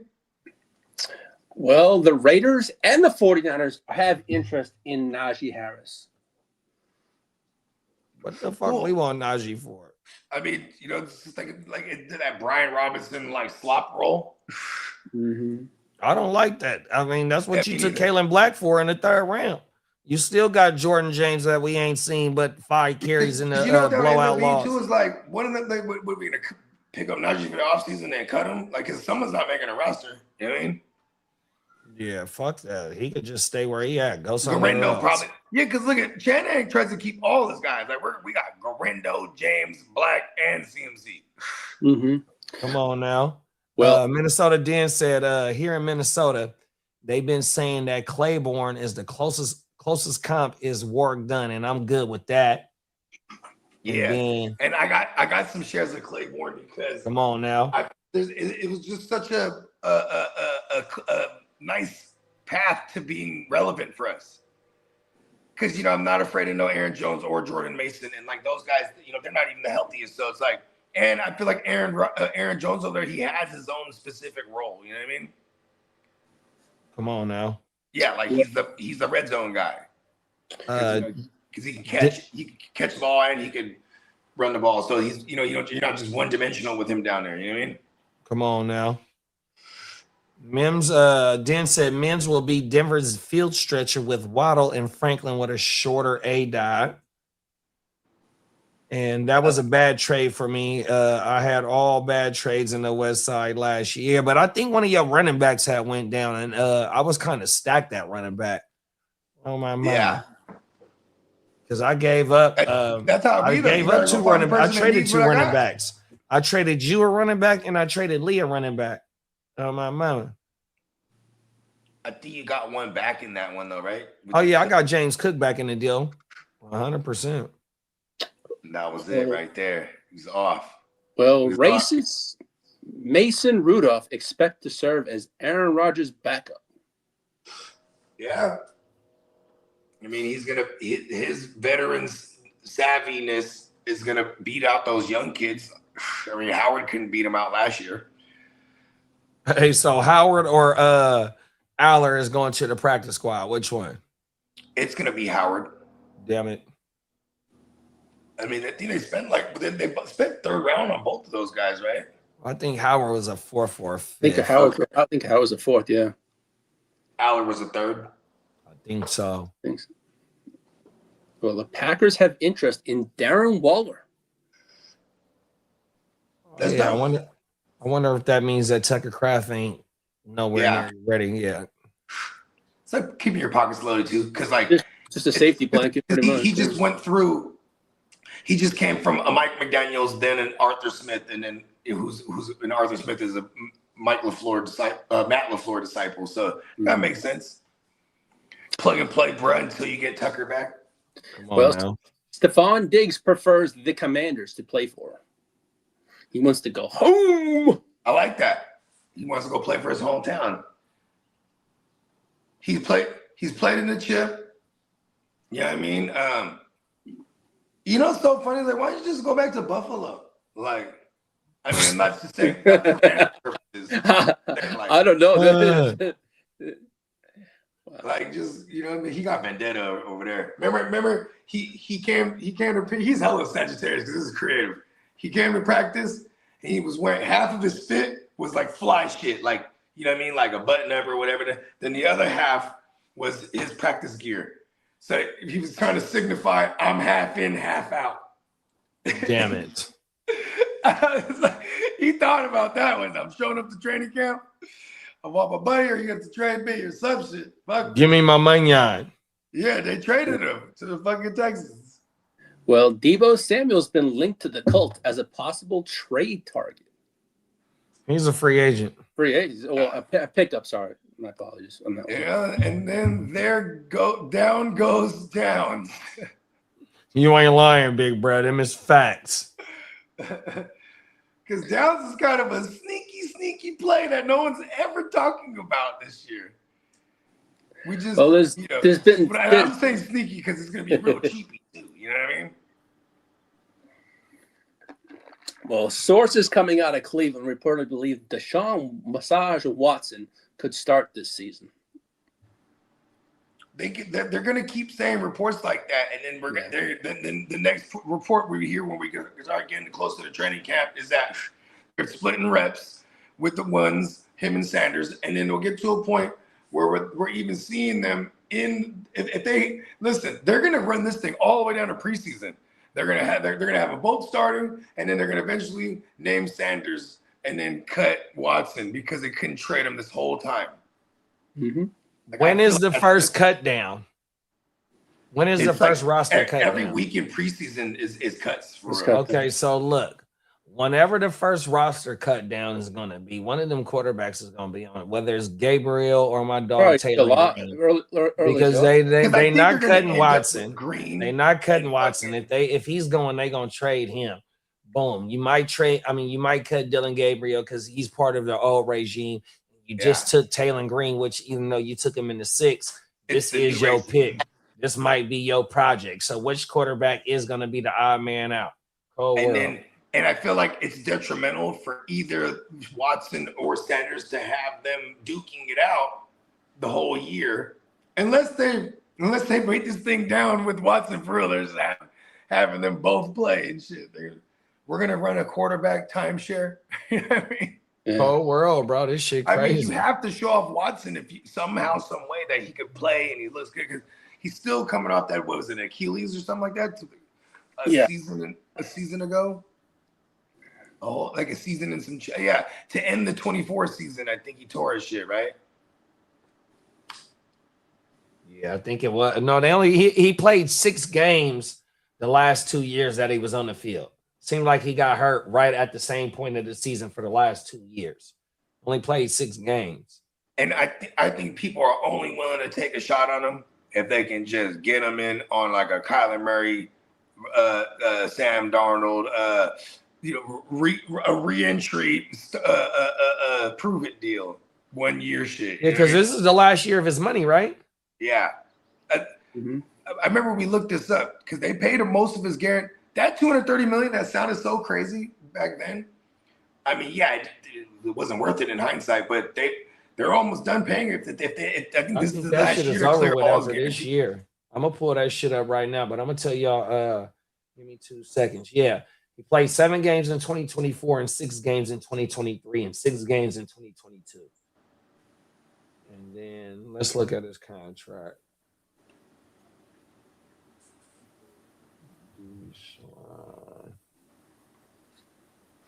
That first year, I think they knocked out like 70 of that contract in that first year with all the signing bonuses and this. So right out the gate, they're already like, you know what I mean, down to whatever it is. And it's been restructured so many times too in the couple years. But see, when they restructure it back ends. They restructured it. He signed that signing bonus. When they restructure it, they're just moving money. They're not giving them less money. Okay, here we go, right here, y'all.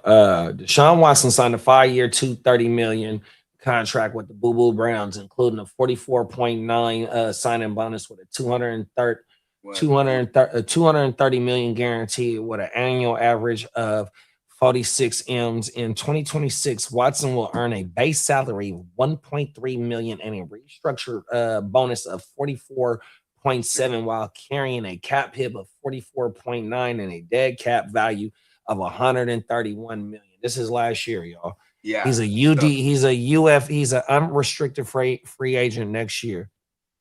Unrestricted free agent next year. Cap, he's gonna get the most dead cap we've ever seen, bro. Cold world. So he is gonna be on the roster until they can trade him. And then I guess likelihood of cutting him isn't gonna be until it's not gonna happen. Then I guess. Let me see. Oh yeah, 58.1 million of 2024-2025 compensation is insured full no trade clause from 2020. Oh, he has a no trade clause. He can't even be traded. He has to agree about it. Yeah, he actually wants to stay in Cleveland too. He can so in Arizona, he can go push all three of them quarterbacks right now. In Miami, he can push Malik. What's his Malik? Oh, he Willis. wants to go to Miami. He could push Geno with the Jets right now. I'm gonna keep it 100.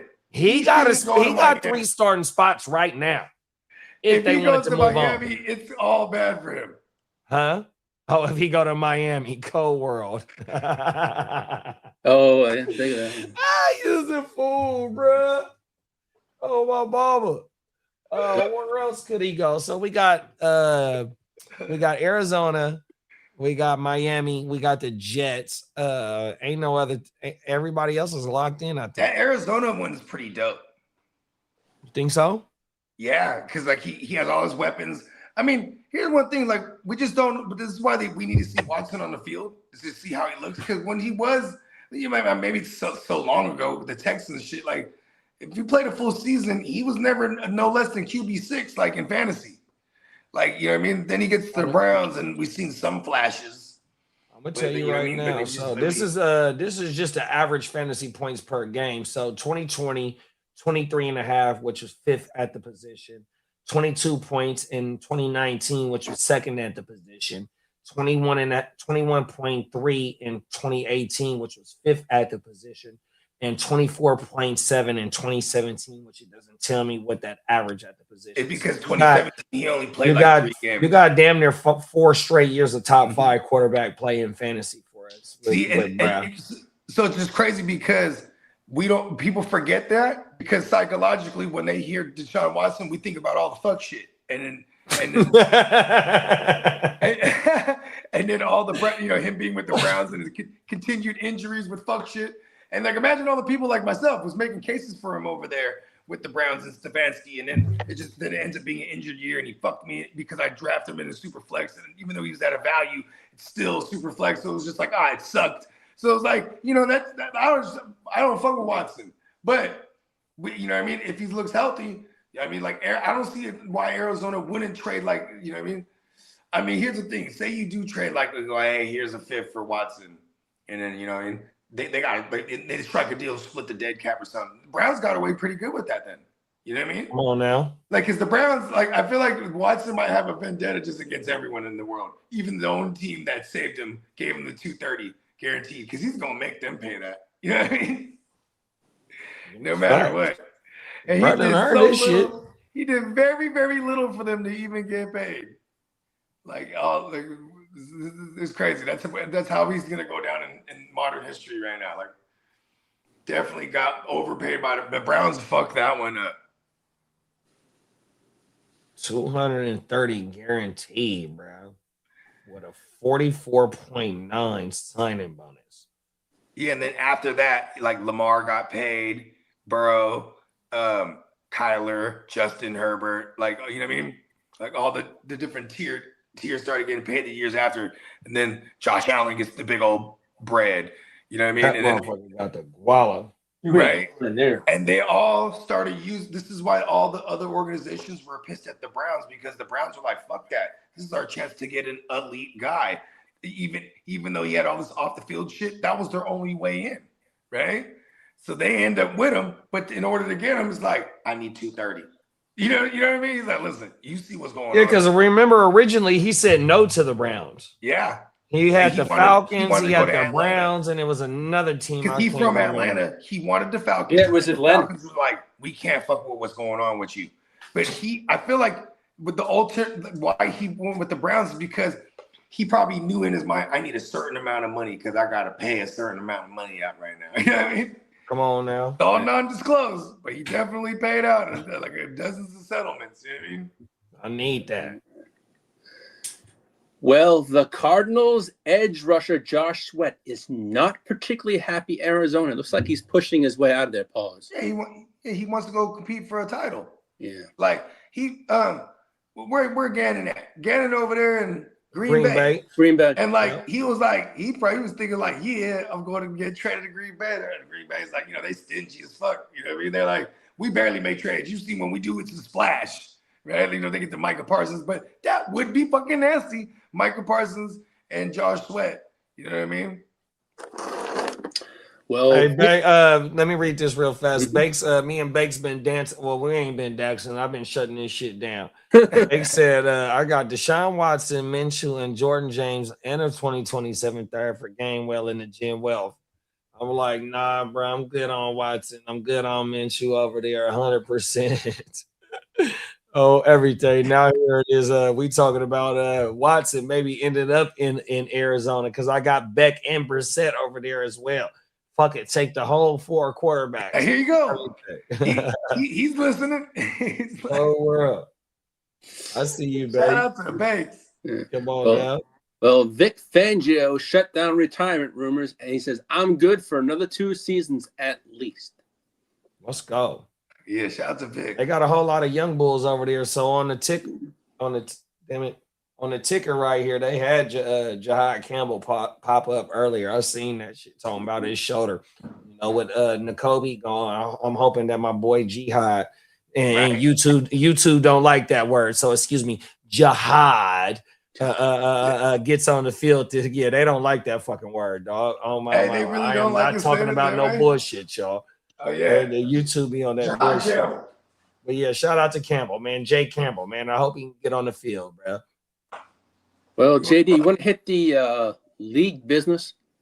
League business. Let's go. We got some league good shit coming.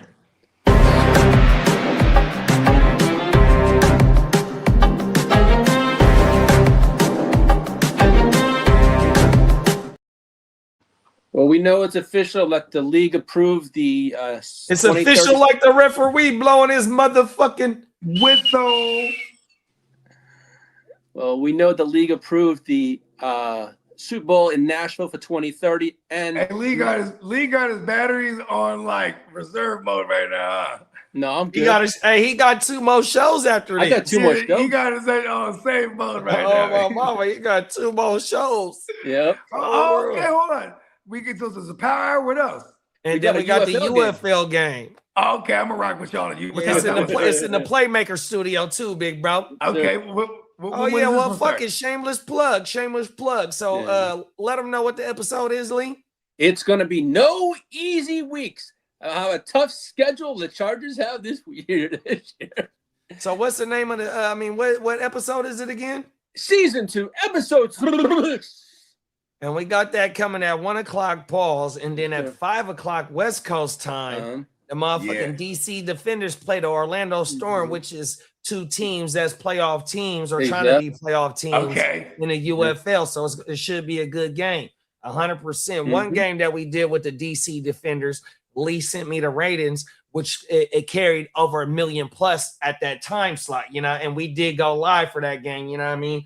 Only time we missed a UFL game. I think we only missed 2 games this season. You know what I mean? So that shit is keeping us in the algorithm. Oh my mama, and they play good football. So y'all make sure y'all pull up 5 p.m. West Coast time. We're gonna be right back. 1 p.m. right after this show end. We're gonna be right back. You know what I mean? We grinded today, bro. 3 shows. We in this thing. Charlotte, the city of Charlotte remains under consideration for a future NFL draft after Bank of America Stadium renovations are completed. That stadium looks, I've seen the renovations. I don't know why they didn't put a dome over that thing. And they're doing the whole thing over. In Carolina? Yeah. Carolina. Well, I only know them for bad. I only know them for rain. I don't know them for no. Well, they have bad storms like hurricanes. Yeah, no, for sure, because they on the coast. Exactly. 100%. Oh, my mama. But yeah, shout out to Carolina though, bro. They're a sneaky team this year. I mean, we know about Teta Rosa. 100%. You know what I mean? I think I am drafting Teta Rosa this year. You know what I mean? I'm excited to see what Brazil, whatever bruh name is. 100%. That defense is fucking stab. Brazil, the gazelle, whatever. Everything. Well, the hits don't lie. Come on now, talk Brazil shit, with bro. the skills, bro. With the skills. Yeah, I can't wait to see the Panthers, bro. I'm kind of excited about the Panthers. on everything. Well, Brandon said Texans winning the Super Bowl in the Titans Stadium will be, and that'll be karma at its finest, Brandon. Right. On my mama. And then Facts. they're gonna be, and you know what? They show up, they're like, fuck it, we're gonna pay the penalties, whatever it is. And they show up wearing that baby, that real Houston Oilers blue. You know On my mama, facts. Or they come in there We'll something pay like for pertaining to the Oilers shit on they motherfucking ass. Yeah, because the owner of the 100%. Titans, she like bought the patent on the color or some shit like that. I remember. Yeah, I Peacock think was they got explaining- something pertaining to it now, though. Oh, word. Everything. I think the Texans got something pertaining to that shit. And then, like how Brandon said, like how I just said, how YouTube be hating on certain shit. He said, damn, YouTube deleting all the Amy Adams comments. Now, I can't put two and two together with that. But I know them motherfuckers do, but they don't will not let certain shit fly through. Oh, my mama. YouTube be on that. Yeah. And Hey, then look, Emil said, look, the CFL about to start real soon. So me, Lee, and Emil, boy, we gonna be coming through with the Okay, let's go. CFL games 100% because we man, are everyone get Drake on the international. stream. 100%, you already know, bro. Oh my mama. Them motherfucking games is on TSN Network. I think that's the name of they shit. Oh my mama. And that's from they East Coast all the way to they West Coast because BC got a team. And then oh, the my mama. Stream East Coast will get it for us. Oh yeah, no, we turned up. We gonna have the motherfucking Canadian The Stream algorithm East go. Coast. Hey, we gonna have the Canadian YouTube algorithm going crazy with they league, bro. Oh my Hey, mama, listen, bro. You know what's crazy? The leading, if you ask me, bro, for the longest, the motherfuckers that were really having it popping with this fantasy content, like when I go back to like 2014 when I started like looking for content, it was all motherfuckers from Canada that were killing it, man. Fuck that shit. Real talk. Nah, bro, we trying to get into the Canadian market. Oh my mama, we trying to let them know, look, bro. Hey, because I fuck with they American fantasy for a I long fuck time. with they football. Oh my mama, look, bro, I watched that shit. I've been watching the UFL before we even turned this shit on the watch parties. 100%, man. The motherfucker's a football junkie. Whenever they throwing that pigskin around, motherfucking tap in. Whether it's just having it on some background noise or some shit, or you really fully engaged with that shit. Yeah. Oh, my Well, God. the And NFL. Emil said, hold on, Lee. Emil said the preseason starts tomorrow. So we got probably about 4 weeks of their preseason, and it's about to fire up in June. Oh, my mama. So we right around the corner for fire they shit up. Well, the NFL owners approved expanding international games to as many as 11 starting next season. And going to 16 here pretty soon. They agreed upon that as well. And they said next year that we might get be in Japan. And you know what, too? I also heard they're going to expand to a 28-week season, and it's going to have 48 international games. I don't know how the math works, but Now, that's Bogard, in 5 years. To do a About run 5 years. Hey, a 28 week season. Hey, a 28-week 7 season, bye they gonna need another 4 more teams. Exactly. And them teams Yeah. is gonna be international teams. Exactly. See what I'm saying? Facts. We're gonna have we're gonna have the NFL Samurais down there, the Okinawa Samurais down there in Japan. We're gonna have the Jaguars are finally gonna be in London, right? And then It's we gonna happening. get another team in California, bro. Oh my Right, mama. and they'll put one more team in Florida to replace the weak ass Jags. We make another Jacksonville team.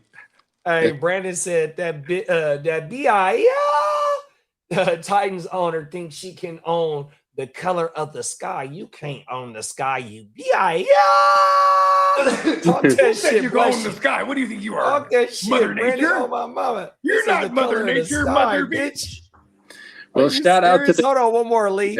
Brandon said we in the NFL going to Cuba as well. Now that'd be crazy. Oh shit! Oh my mama. It'll be the first time they have motherfucking NFL teams for hostage, bro. Like, listen, I Hey, don't bro, know. no, hell no. We The gotta think Secret about Service gonna be there. The CIA you ain't gonna lying. be there. The FBI gonna be there. Oh, All they 3 opened branches up, of the military gonna be there. the mafia will be I there. forgot The they just mafia opened gonna up be the whole- there. The Crips and the Cuban Bloods visas. gonna be there. The GDs and the BDs and the Vice Lords. GWN. Everybody's gonna protect the Americans. Oh my mama, cold world. Well, shout out to the crooked commish. Roger Goodell says the Bears stadium decision is down now to 2 viable sites. Indiana and Indiana. Yes. Right? I mean, why not? They had it in Arlington, which is that's where the racetrack is. The horse racetrack is. It's a little about 45 minutes. They say it's like a suburb of that shit. Oh my mama. Yeah, because that's where you remember Doc PLC. Yep. Shout out to Doc. Bears, that's Brews, where and he the was Bros. at. He was hella excited for that shit. He was like, yeah. Remember, he used to get on the show and be plastered. He's like, yeah, I love that. Oh my mama! Shout out to my dog Doc, man. Shout out to the whole Bears and man. Shout out to the bros, man. Oh my mama, Renegade. Shout out to Renegade. He in one of our leagues. Oh my mama. Yeah, then we got Sweetness and Smokey. And it went, you know what's funny? Doc was actually the last one when the bros in that Dynasty for a little while there. No facts. He was man. He's a lifer. Yeah, me and him made a trade. I think the year that I won it in that league, me and him I think I got CMC out of breath. I remember this because here's the thing, man. Doc is the original Reaper. I'm so serious, man. Like, for those that don't know, the Reaper is your knee is gone. It's a mantle it's donned by several individuals. You gotta fight these guys and stay that away from motherfucking football player gonna lose his kneecap. He might lose his ankle. That motherfucker might lose his soul on the floor. No pun intended. Shout out to Titans too. Titans, that's another motherfucker. Like Titans owns it though. Because once I started pointing, I was like, damn, bro, you one of the known Reapers, bro. Whole world. Titans like, no, what do you say? What do you mean? After just pointing it out, because he was in so many dynasties with me, I'm like, you kill them all, bro.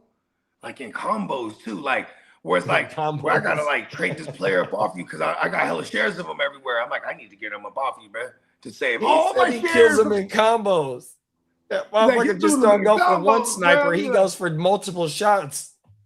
Right? He's just, and then what was crazy is like when we used to do these forced trade leagues, where if you beat someone on the week, you could take someone from their starting roster, but you have to send someone back from your starting roster, right? And this is like the only leagues I'd see him dominate in, bro, because it's just like, oh, everyone's scared of the Reaper. Like, you know what I mean? 100%, bro. It's in reverse now. He's like, fuck he's that. like, well, because he might win, he'll win the match, then send you one of his injured players. Like, yeah, that he just, because he started getting slick, like that. His team was so dominant. He would have like an injured player on his roster. He just put him in one of his flexes. Like, you know what I mean? Then when he beats you, sends you the injured player. I was like, oh, this guy's using his power. Hey, so you can only send a player that's in your starting roster. You can't send a player that's on your bench? No. But, so now look at this, JD. Look at the ill shit I was coming up with. So say I'm whooping the dog shit out of my opponent, right? And then I would always make sure I had a player. Well, not always make sure, but it was convenient if I had options on a Sunday or a Monday. Because then what I'll do, I go, hell yeah. I go to the waiver, right? I go to the waiver, pick up just anyone. Then I'll throw them in that flex. You know what I mean? And I'm saying just anyone, like, you know, like I'm saying, it's like a Calvin Austin. Like, okay, here's the number 3, she's available. Boom. Then I go take one of their starters and I send the thing. You know what I mean? But then everyone started doing this. To the next year, the one guy who was running all the leagues, he was like, no one's allowed to do that anymore. It's like, come on. You know what I mean? So it has to be starter for starter. Yeah, but for example, if I was whipping the dog shit out of someone and I was already going to win, but I still had players that were going to play, yeah, I would swap them out and go pick up just some nobodies, put that fool in the lineup, so then now I'm going to send this guy. Because I'm already know I'm going to win. You know what I mean? Right. And because you had to do all the forced trades after the Monday night. You know, or by Tuesday morning, whatever it is, they push them all through. So here's another fly one I was doing. Okay, this motherfucker got a monster ass team, and I got a monster ass team, and I could afford this loss. I just started putting nobodies in my lineup as much as possible. Because I'm like, and then the next year said, you can't do that. What? No. What you mean I can't do that? I can start whoever the fuck I want to start. I was dominating those leagues. I was like, motherfucker said I'll take the L on purpose. Fuck it. Fuck yeah. There was people getting into the playoffs. They were like sub 500 because they would just take L's like, I'm still going to make it. You know what I mean? Like, come on now. I'm still going to get in. Because the Hey, people what's that the were name like, of is that the guillotine league that you talking about? No, guillotine is it's 18 of us, and every week whoever's the lowest scoring on the week. So every week everything gets reset, and whoever's the lowest scoring on the week, you're out of here. Then all your players go to the waiver, and everyone has like 1,000 in fab to start. You know what I mean? Wait. Say that again. Okay. So you eliminate a team every week, and by the get to week 17, it's 2 teams left. Oh wow! I never heard of that shit. Yeah, it's a guillotine. You know, so y'all tried to do that shit last year, though, right? We were trying to do it, but then everyone's so loaded, they're like, "Well, I gotta explain it." But now everyone's on board. You know what I mean? And it's gonna be $25. So we could, and that one will be a slow draft that's just going on with everyone that's in it. You know what I mean? Oh my mama, that shit kind of that sound kind of federal. I didn't know what the fuck it was. So look at this, like imagine this, like the strategy, so to speak, is like you kind of want to draft for week 1. Of course, you want to draft hitters, but like you want to draft for week 1 because you just can't lose week 1. And then moving forward, we just can't be the lowest scorer ever on the week. You know what I mean? And everyone has 0 again the very next week. You know what I mean? So you just can't be the lowest scorer. And then, you know, those waivers are nuts. Because if you're patient and you wait with your bread, you have a good team. When everyone's starting to get a little brokish, right? Right. Say a good team, he catches that bad week, and now you got all these top players up. You got floating the around, dough in your pocket. I got the money on him. Yeah, it's a different beast. Them is facts. Hey, Brandon said the game is gonna be the Dolphins is gonna be the team that plays in Cuba. Mm-hmm. They only got to go a couple miles, bro.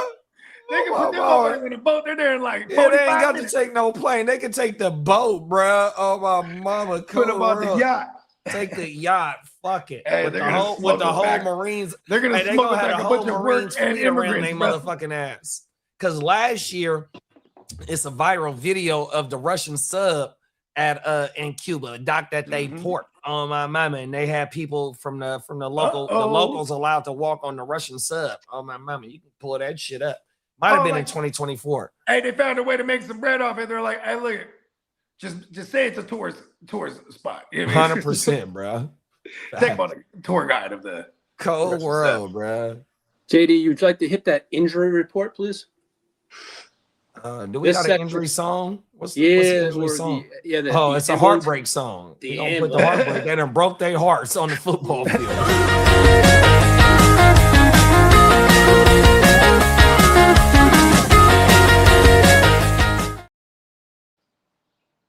Snap, crackle, pop. Giants defensive lineman Roy Robinson Harris tore his ACL on Thursday in OTAs.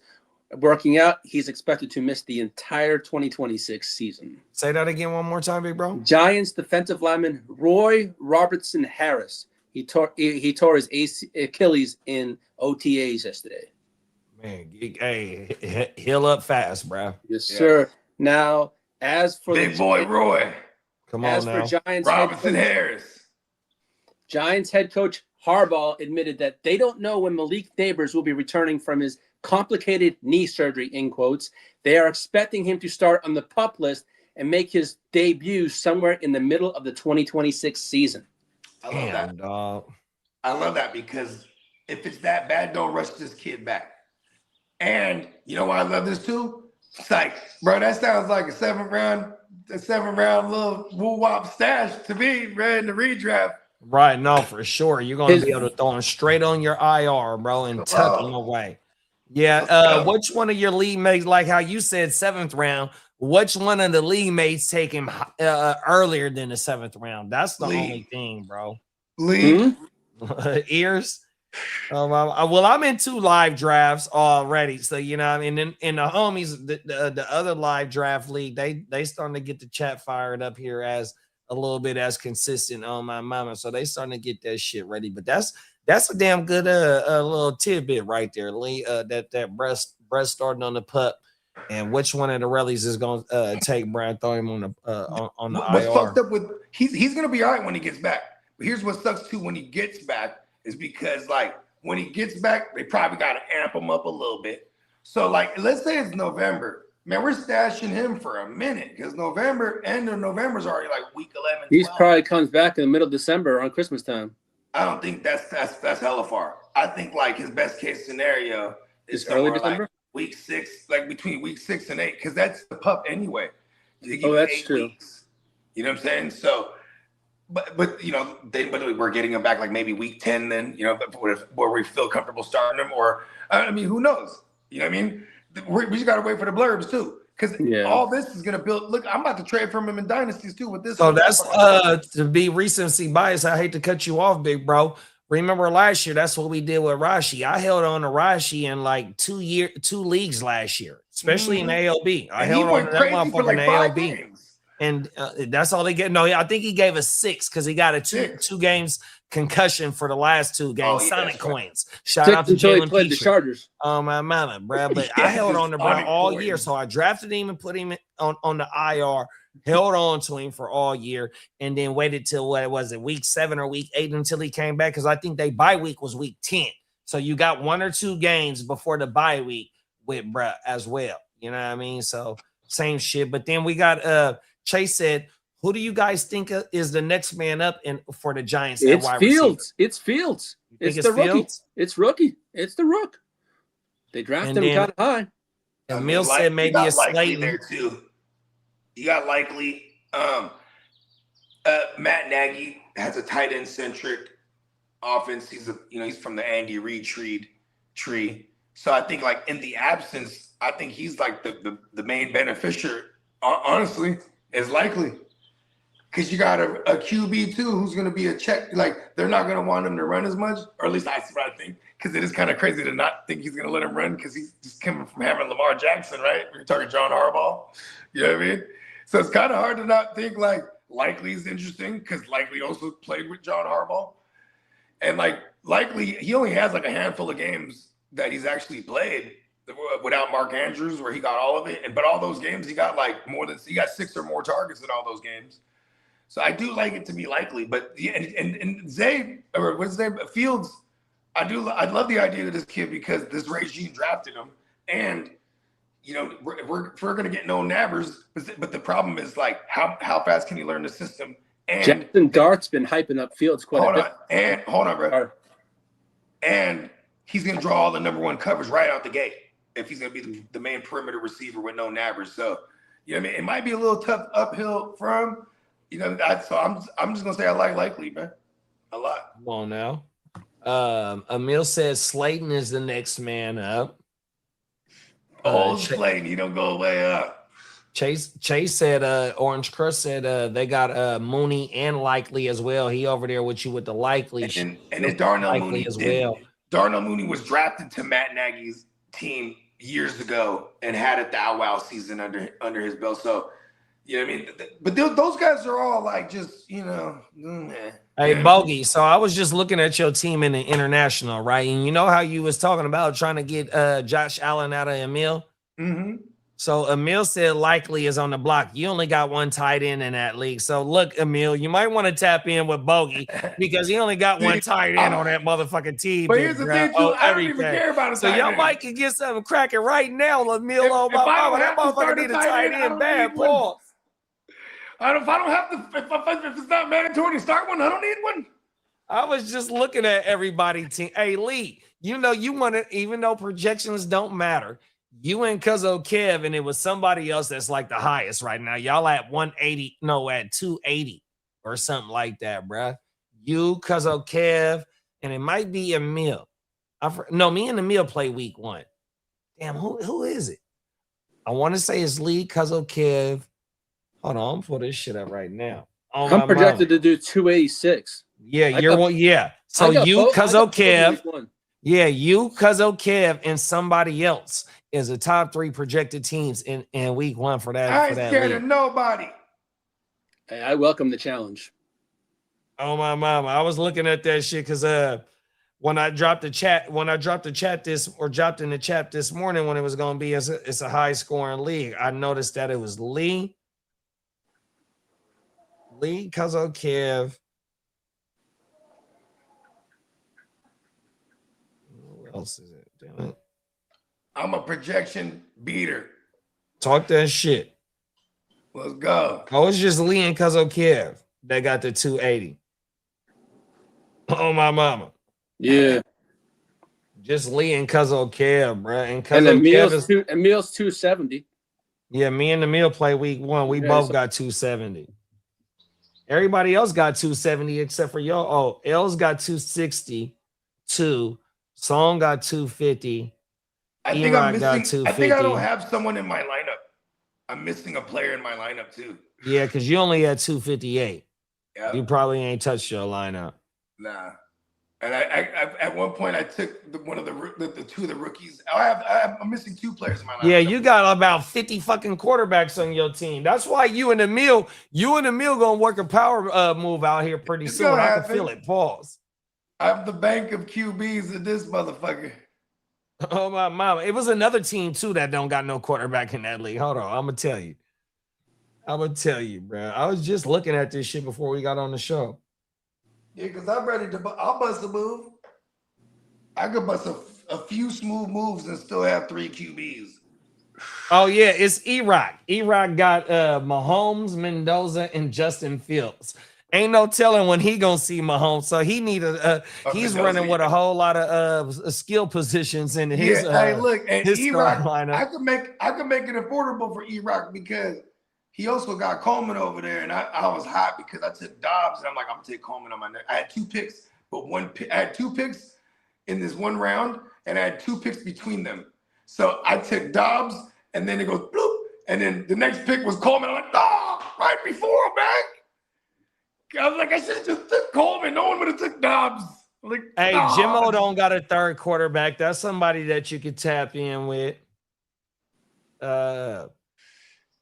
Song only got Purdy, Show, and Cousins, so he might be tapping in with E-Rock. But you know what's funny too is like I can see that going nowhere fast because Song's gonna want the whole kit, and then E-Rock's gonna be like, hell nah. That motherfucker said I can see that going nowhere fast. I'm telling you, I'm gonna smooth because I'm gonna make it affordable for motherfuckers. I got a plethora, and I get little pieces that I need. You know what I mean? Come on now.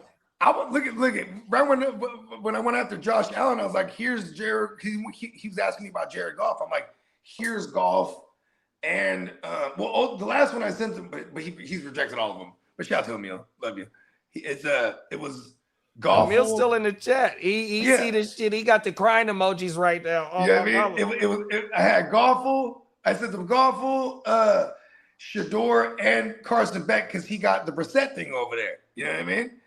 And then so he rejected that, but I'm like, I'm just trying to see if he's willing to, if you want to dance a little bit, you know what I mean? Because essentially that would have solved his QB issues there. But also I would throw in Watson. I got Watson over there too if he's uncomfortable because I think Sanders is gonna have that job, honestly. You know what I mean? Like I feel like I'm sending him the starter. You know what I mean? Yeah, so I love the approach of trying to control the market at a position.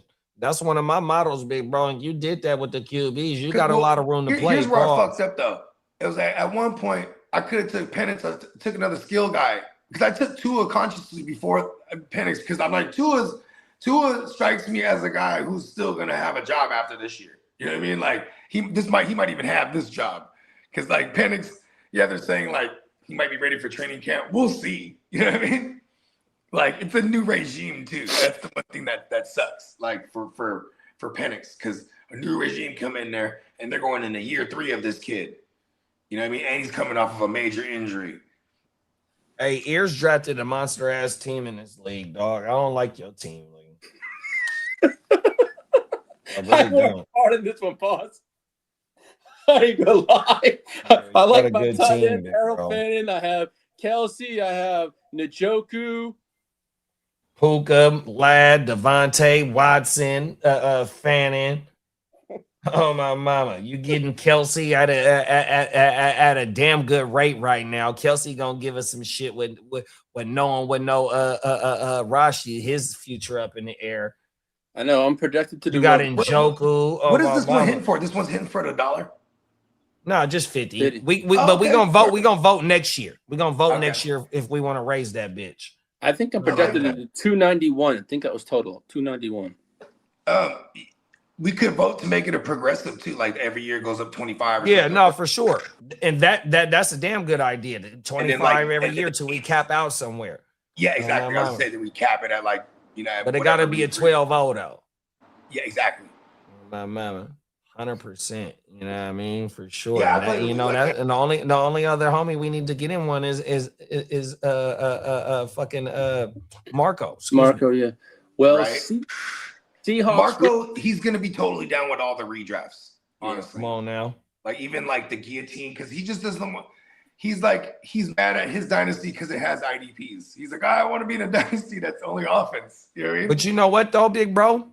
I think the SBI need to come back because that's a redraft and that's online. That's online draft. Yeah. And so whatever was the original in the SBI, whoever tapped out, we can add Emil, we can add Marco, we can add and honestly, Orange Crush. We can make that a slow draft, bro. No, for sure. Yeah. Start that ASAP. Okay, I'm totally fucking down with that idea. Start putting the word out that we got a redraft. Okay. The SBI is kind of like the West Side League, ain't it? It was the sleeper version of the TFL. So like I always had the TFL, and then when I met all y'all back in 2020, I was like, we're doing one, and it was that was the SBI because it was the Smokey Bogey Invitational. Facts. Right? We got that. So that's on one of our channels. I don't know what channel it is, but it's on. I think it's on a GMM. On my mouth. Well, Seahawks 100% is still. Hey, we got Song in the motherfucking building. What's up, gang? He's cooling. What up, Cool MC in the building? Hey, Song, thank you for trading for Rashee Rice. I appreciate you, big bro. I trade for Rashee. Hey, Song, I'll give you Michael Williams for Rashee right now. Oh, my mama. I can tell you this year. Hey, I had somebody, Song. So I got an all offensive league, but it's only a single quarterback, and I got Ken Walker. But because OL don't want to give me Emmett Johnson, right? So I put Ken Walker up on the board last night, right? A motherfucker, shout out to my dog, Zach Dirty Birds. That motherfucker like JD, I'll send you Rashee Rice for Ken Walker right now. I just tapped the text message and just hit it with the thing. Oh, my mama, man, fuck you. I don't want no Rashee right now, bro. Oh, everything. I got to kick back on Rashee Rice now. I kind of like that people don't like Rashee right now. I'm going to end up with a bunch of Rashee, bro. Man, he's doing rehab in jail. Good for him. Hey, Burpee. Hey, the homies that's in wherever they locked up at, free the rallies. Them motherfuckers be physically fit if they want to, you know what I mean? They don't be playing. And in every sense of the word, rehab. I mean, he could rehabilitate his mind too when he's in there, man. There's gonna be a lot of good time to think about this shit because he got a lot of millions of dollars on the line, and he wanted to be paid like JSN. Hold on, Lee. Sorry. And this is the opportunity. That we're look, how many percentages athletes get? They said coming out of college get into the league like fucking 12% or something like that. I think it's like that. I forget. Or is it like 1,200? How many play in the league? Like 1,200 or something like that? I think it's 53 man roster times 32. You know what I'm saying? Like every two rosters is 106. So every four is what 430 or some shit like that. So then, I mean, that's a quarter of the league. 4 teams is 400 players. Damn. Not a quarter. Yeah, not a quarter of the league. The 8 would be not a lot. Excuse me. So 800 players would be a quarter of the league. How many think get invited to the combine every year? Kalen Black didn't get invited to the combine. I know that for sure. Yeah. And he was a 3rd round pick. Cold world. See what I'm saying? Like, and that's because that's a team specifically looking for who they're looking for, right? Like Rashee Rice was a 2nd round guy. You know what I mean? Man, that motherfucker Shanahan said that a lot of teams felt like Brett was the 2nd running back on the board. Oh man, that's what Brett said. Now you can take that as a grain of salt, but that's what he said, Brett. It was teams that felt like Brett was the 2nd running back on the board in that draft. And Shanahan, just listen. I will say, it just makes me think of like Joe Williams, right? Third round. Trey 100%. Sermon, third round. To Darion Davis Price, whatever Brad name Davis is. Price. You know what I mean? Like this third rounds have been real sketchy for him. That's the one thing he got going against. Garindo was a 4th round, I think. Who was that? Garindo. Oh, Garindo, yeah. Garindo didn't even touch the field last year. I think he touched it on kick return, and then he got relieved of them duties. And they're like, you can't do that. Oh my mama, that motherfucker dude got a bad track record of running backs. Jordan James didn't see the field till like the playoff game too. Yeah, when he got like 5 carries when they was getting their ass whooped. Yeah, they're like, go ahead, see what it's like, son. I remember them taking CMC off the field that game, bro. On everything. Yeah, they're like, we're gonna save you for next year. Song said, I'm keeping Rice, bro. I ain't mad at you. He's still gonna eat. Yeah, no, he definitely coming back, bro. It's just that he's making it hard. So out the door. He's making it hard on himself to get paid, bro. 100%. Like, look, bro, you got all these shit, these outside the job issues. You know what I mean? That's fucking you up from pertaining to you just being full performance at your job, bro. 100%. Whether it be injuries or outside the work shit, bro, on everything.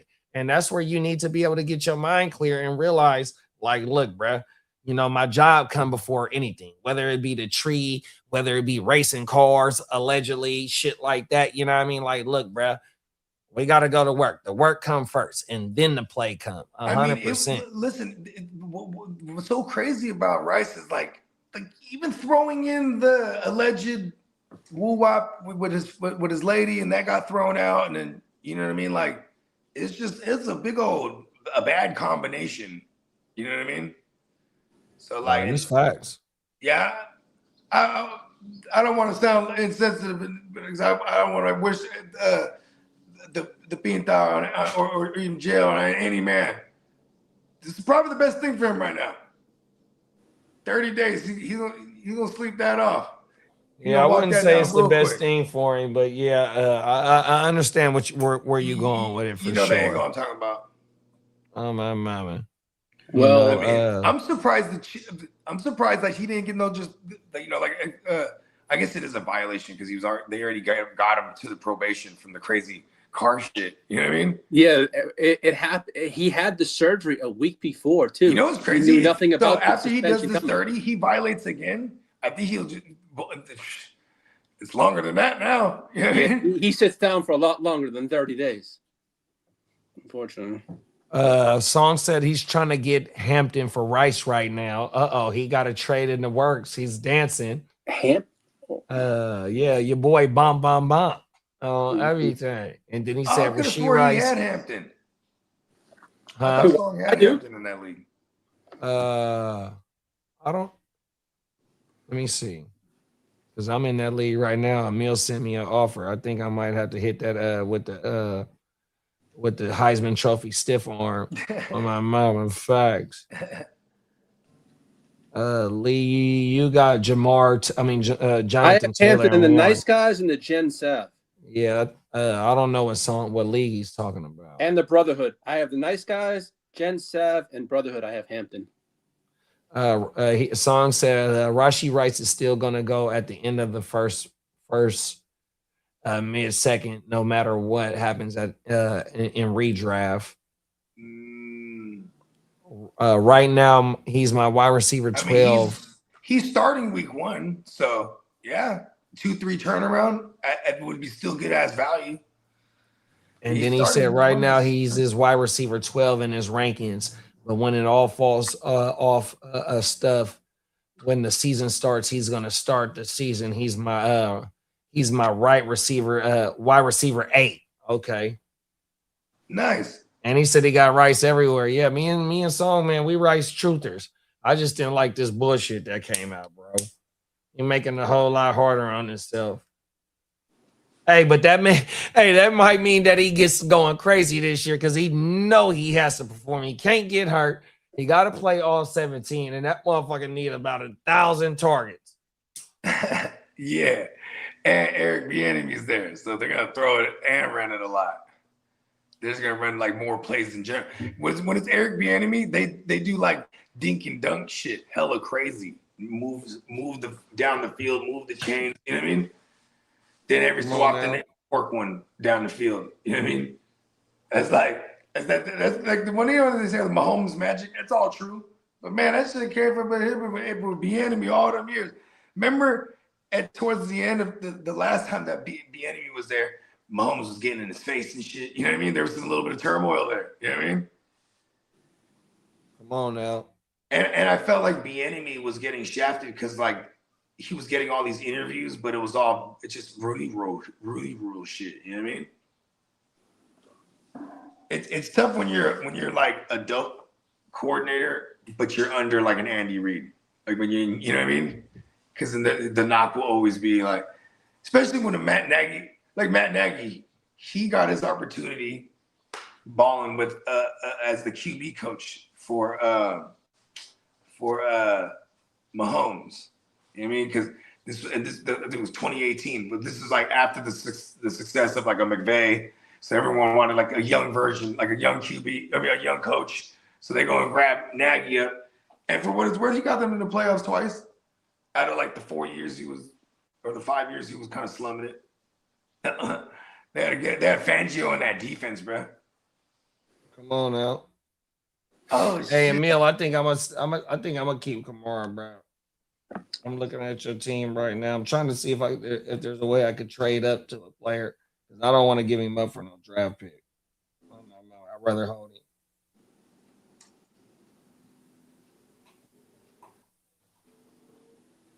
I got QBs for you.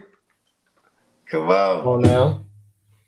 Maybe we can get something cracking.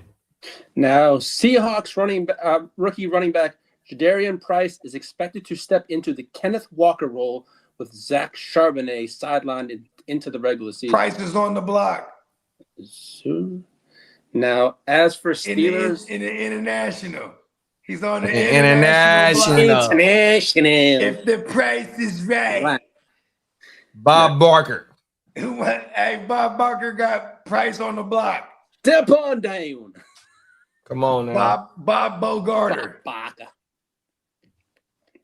As for Steelers offensive tackle Broderick Jones, I don't really have a timeline to return from my neck injury, he says. So we don't know about that one. And as we know Rashee Rice went under a cleanup knee surgery and is expected to miss around 2 months while sitting in the 30-day lockup, whatever he's in. Ugh. Damn it. Hey, where he's sitting, it's not that far from me either. Oh, shit. He's about, from me, about 20 minutes northeast. He's just outside of Fort Worth at the Tarrant County Pen. Oh, my goodness. Right. Actually, Tarrant County. I'm in Fort Worth, and the Tarrant County from my house is about actually 8 minutes down the road. It's all good. Hey, free Brad. Hey, he ain't gonna have to serve all. Hey, that motherfucker ain't gonna have to serve all 30 days. They ain't gonna let him serve 2 weekends. I don't think so either. And if he's recovering, he's gonna be in some kind of like infirmary type shit. And like, they gonna get that motherfucker 2 weekends and be like, bro, time served, good time. Go ahead, get up out of here. And we ain't got enough room to house your ass. Everybody in this month is too turned up right now. Yeah, we ain't got enough room for you. You gotta go, bro. After getting his surgery, he's gonna be in like some what do they call it? Do they call it infirmary for real? No, he might be in the medical area, I think.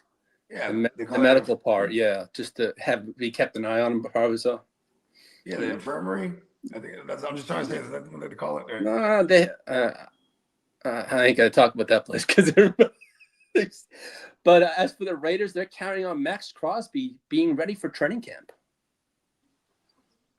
So, and Lamar Max Crosby sweepstakes begin. Yeah.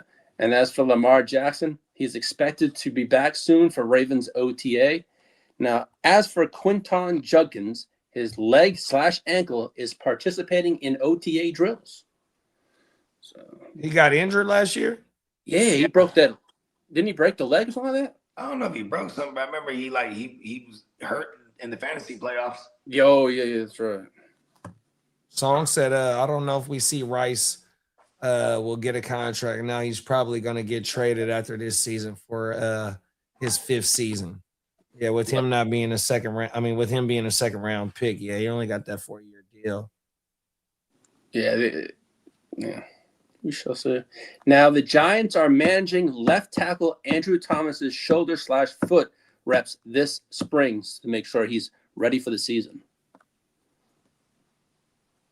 Don't Andrew Thomas, has he been banged up? Yeah, he was quite a bit last year. He missed quite a bit of time.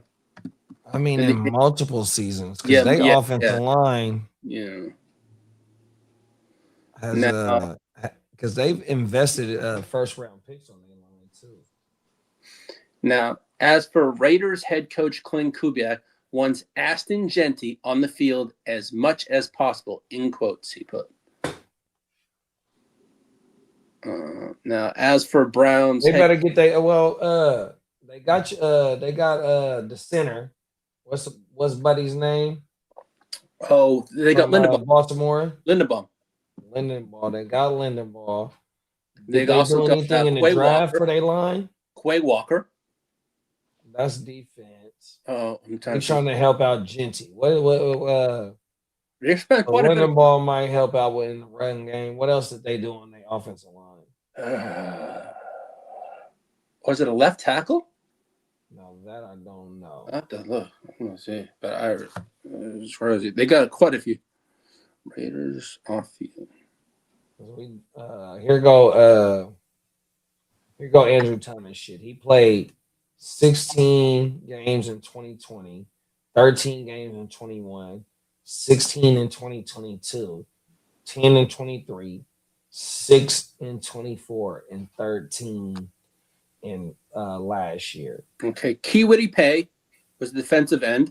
Yeah, that's defense. Linebacker. N'Kobe Dean was a linebacker. Defense.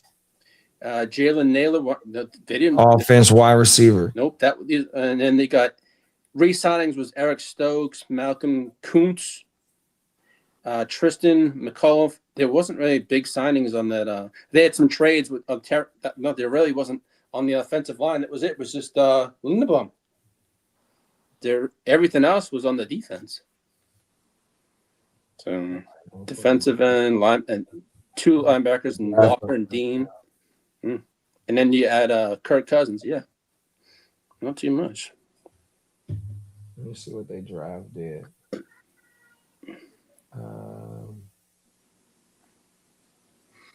Here we go, right here. Then they took a guard in the 3rd round. They had 2 third-round picks. His name is Trey Zoon from Texas A&M. That's the only offensive lineman they took in the draft. So you sign Linderbaum and you take Trey Zoon. Oh yeah. So hopefully what's the running back named Genty? Hopefully he does that. Now I know he finished as the RB. Hold on, let me pull this up real fast. I want to say he finished as RB 12 or 13 last year, though. Yeah, he finished as RB 11 last year. So he gave us an RB1 finish, 3.7 yards per carry, gave us 73 targets and 55 receptions. Oh yeah, with 8 total touchdowns. We did miss out a name on the job players. He gave us 10 total TDs last year as well. Oh shit! Shout out to Ashton. Wasn't too bad. Yeah. Well, the 2 names that have came out for the Giants are emerging as top pass catchers going into the season is, as you said, Isaiah Likely, and the other name is Theo Johnson. Oh, the other tight end. Yeah, so they're reportedly the names that are coming out as the 2 top pass catchers coming into the season. And Deshaun Watson reportedly remains open to staying in Cleveland beyond 2026. Whole world. Now, as for Cooper DeJean, he's moving to safety in the Eagles' base defense. Oh, yeah. As for Bills' offensive coordinator, Joe Brady reassured Keon Coleman will remain a major piece in this Buffalo offense. Yeah, that's a damn good interesting story going into training camp and all that. What they gonna do with the young bull? Yeah. Now Caleb Williams says losing DJ Moore hit hard. Pause. I believe it, bro. 100%. But he got fizzled out last year. How did Odunze out target him? You know, Odunze played 5 less games. That shit is crazy. Ben Johnson was spreading that bitch around, bro. Now, as for fantasy news, Terry McLaurin loves offensive coordinator David Blow's plans to feature him heavily in the offense. And we get to see Terry McLaurin right off the rip. Last year, he was hurt coming into the season. We didn't see him in training camp. We didn't see him early in the season as well. So yeah, fucking Jaden Daniels definitely gonna love that as well. Now, as for the Scat Man, Cam Scatterboo is aiming for a 2,000-yard season. I like what? He's ambitious. Yeah, his goal is to hit 2,000 all-purpose yards this season. The Scat Man. Oh, you said all purpose. All purpose. Well, he said all purpose after the fact. Yeah, yes. He's in his blurb. He said he wants to hit the 2,000 yard, but I added the all purpose because they're receiving. Now, as for the Giants, Jackson Dart says the Giants offense will be a run first offense in 2026. Yeah, because they got a rushing ass QB too. We got McLaurin for the first 3 games last year. My bad. That's right. I forgot McLaurin did miss a game time last year. Yeah, the whole team like did. He played the first 3 and then came back week 8, and then came back week 13. So he had 2 stints of injuries last year. Yeah, little vacations. Yeah. This little blurb came out this morning. Jerry Jones says George Pickens has another year to answer all those questions, in quotes. He's gonna. What is he getting for the franchise tag? Like 30 something? I think it was 28 point something. It was 28.3, I believe. I think it was 27, 28, 27. It was. I like the kid's attitude right now, though, because you remember we're only a couple years ago where he was like always making a fuss in Pittsburgh, and you know what I mean. Remember Pittsburgh for a little while there? Like it's like they still were good at finding receivers, but it was like Antonio was going crazy, and then allegedly, and then Juju, he come on there, he's doing all kind of Juju things because he's a Sag, you know. He's like, yeah, me, you know what I mean? And then they move on to what was it, Mapletron, and he over there, you know, be complaining about shit too. But then what was it, George Pickens? He was just talking about just whack over there. He was just like, man, this shit sucks over here. You know what I mean? Come on now. You can say he didn't like Kenny Pickett. He didn't like any of them. Well, Joe Burrow says Cincinnati will win the Super Bowl this year. Let's fucking go, Sagittarius, baby. And as for Raiders, let's go. Clint Kubiak said, I'm winning the Super Bowl. Clint Kubiak says the number 1 overall pick has been as advertised, in quotes. But he did have 3 or 4 interceptions yesterday in OTAs. But and Aaron Rodgers did say he plans to retire after the 2026 season. So this is his swan song. This is his swan song. Oh man, he's announcing it. See, Sagittarius shit, baby. Yes. Look, now this is the last ride. Deuces, baby. Now we know that the ATL, the players that come out of Georgia, have issues. Well, Eagles linebacker Nolan Smith was arrested for reckless driving after allegedly driving 137 miles per hour in a 70 zone. In where? That was super confusing. 137 miles per hour in a 70 mile per hour zone. Not that part.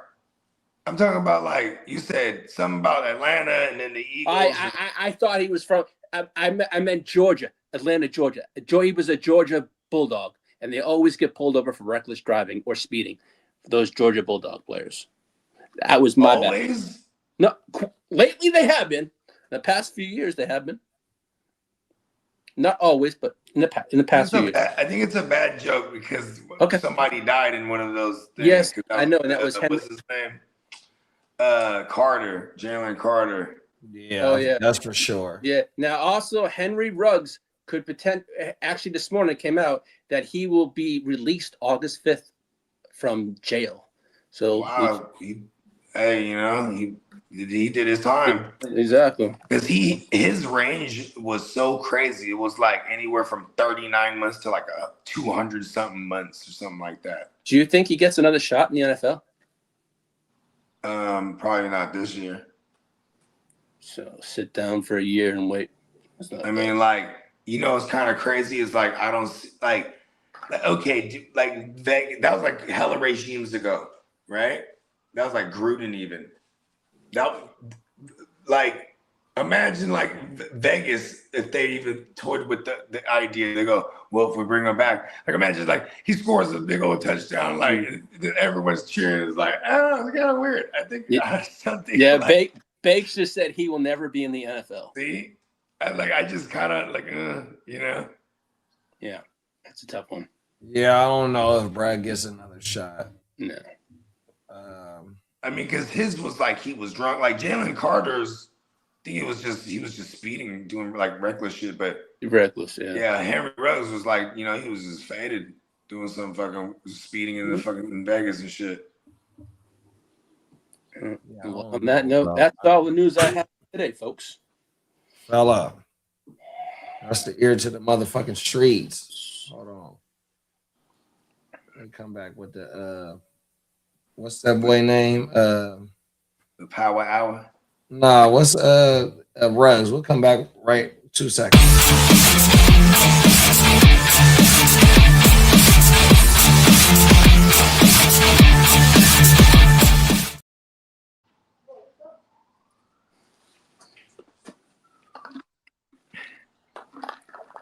Oh, my bad.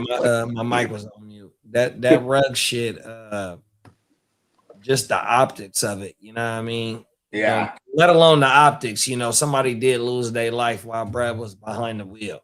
100%. Mm-hmm. You know, that's kind of like shit that you see on fucking how they be combining them videos and shit and make a compilation of all, and then you gotta go sit and watch that shit. You know what I mean? That's one of them type joints to where you got to learn from prior experience. You know, I know how he gets back into the NFL, and it's never going to be on the field. He gets back into the NFL where he's like doing the rookie symposium, where he's one of those guys that goes and speaks and shit. You know what I mean? Like I could see him doing that shit. You know what I mean? Oh my man. Like, because that was a damn unfortunate situation. You know what I mean? 100%. Somebody lost their life, and rest in peace to that person. Like, imagine this: he's a first rounder, a former first rounder. He can speak from experience of how he threw away his career, and somebody lost their life because of him being stupid and young, and you know what I mean? Like, I mean, that's why they had Chris Carter go talk to the rookies, all the star rookie receivers at the rookie symposium or whatever they call it. He would always have his little seminar where he talks to all the kids, like, listen, don't do dope. You know what I mean? Like, come on now. And they straight up, that was like literally what his contribution was, like life after football. And like look, I'm a Hall of Famer. I had to clean up my life and woo, you know what I mean? It was just, that was because he could speak from personal experience, you know what I mean? Because these kids about to go play for these billionaires, you know what I mean? And then play with these millions, you know what I mean? Yeah, facts, bro. 100%. And just get the plane, getting behind that wheel, and you get to hitting that gas. You know what I mean? That gas. That shit. Why aren't you black trucking it everywhere? Like maybe motherfuckers is I don't know. It was definitely whatever the substances too. My bad to cut you off because it's like I always be trying to put it together in my head like these motherfuckers be having hella money. Like why are they doing stupid shit like that? I'll just have a driver then, or I'll just like. I think it's because they're young. They're so young. Fucking cars. Yeah. Right? You get them. I mean, shit. The Rolls Royces don't drive themselves. I'm like, what the fuck? As much as they cost, they should drive your motherfucking ass. This is $300,000. That motherfucker costs as much as a house. You know what I'm saying? They're like, you could stand in it. I'm like, I'm 5'7". You're barely standing in it. Cold world, bro. I'm like, I don't give a fuck about no stars in the thing. Now, I have a question, Bogey. The IDP players are at 0. Do those numbers start to be going up soon? Numbers? No. Probably not until the rosters are set, Okay. honestly, Okay, like cool. in reality. Okay. And then you'll have like some players that are like known starters. They might have a projection on them, and it's just stuck there from Gotcha. last Yeah, year. they sleepers IDP projections is boo boo. Hey there. Yeah. Yeah, you can have a bad motherfucker. You just really got to look at his snap count because sleeper might not be catching on. This guy's putting up like dub every week, and he's playing hella much, but they got it projected for like 0.1 or what, or like what they got projected for 0 even, or like 2.0. You're like, what the fuck? You been putting up 30? Come on now. Oh yeah, bro, that motherfucking. It's funny because like when I'm looking at the projections, see, I mean, Yana and shit. right? Hey, I'm telling you, bro, I like getting up early, but it's still sometimes I have trouble like going to sleep early. You know what I mean? I'm like, fuck, I've been up since 5. I can't fucking. I'm like it's like 12. Fuck. Like I know my body's gonna wake me up at 5. You know what I mean? Right. You know what I mean? I'm in get it mode though, like right now though. You know what I mean? I can't stop. I like having plans and just execute them. Cause like, you know what I'm saying? On the docket is like, we got the graduation coming up, throwing a party, you know what I mean? And then boom. Then then it's what is it? Then like a couple weeks later, it's my youngest turning 13, which is crazy. Boom. She's me a teenager officially by number. She's already been tweening like a motherfucker. You know what I mean? Come on now. Like I cannot wake her up in the morning. 5 minutes. I'm like, we've been doing this for 45. You know what I mean? I'm like, oh, So you got to stick to the schedule. Yeah. Even too, like I'll be like, it's midnight. I'm like, fuck, I'm go over there. She's still playing games. Man, me and my friends since our last game. Like, I'm like, yeah, who wakes them up in the morning? No. Hey, damn show ain't the alarm because they sleeping through that motherfucker. That motherfucker's going off smooth right by their head. 100%. Acting like ain't nothing there. Right? And I'm like, yo, do. I always got it. I open the door and just do. That's how I start first. And then I don't like that shit. Come on now, sounding like the police when we was at Vegas last year. Yeah. Oh, my mama. That was wild.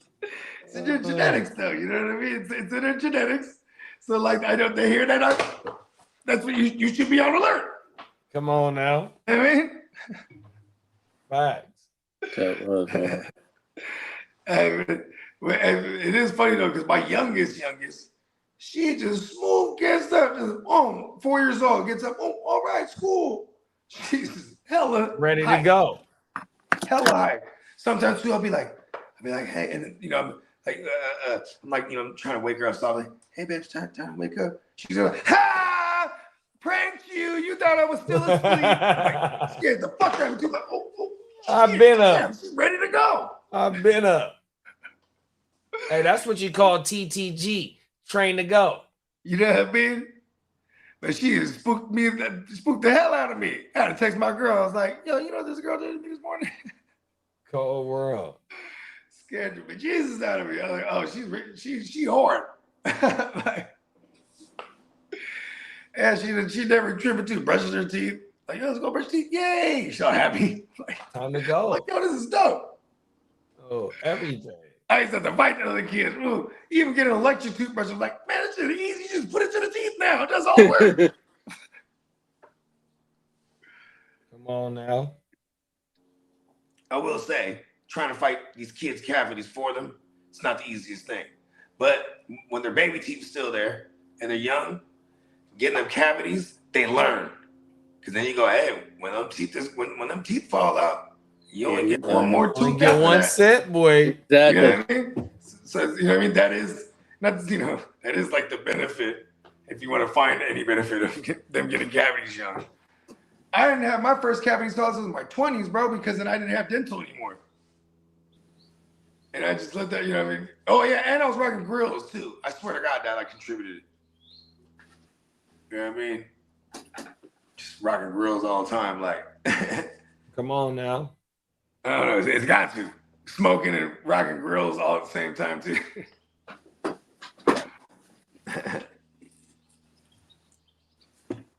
Oh yeah, and I thought of this too. Over the years, like shooting hella Tron, and like I was the type too. I'll just shoot a Tron, then I'll have a fucking cranberry vodka. You know what I'm saying? As my drink. But then every time I shoot the Tron, the lime. You know what I mean? And I think about like, that acidity used to do it too.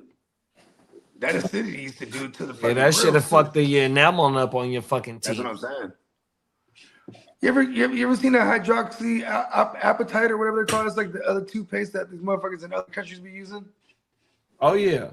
Yeah, I want to whiten your shit up real fast. Yeah, and like, it rebuilds your enamel and shit. Like fluoride just like protects it, but then like kills your enamel.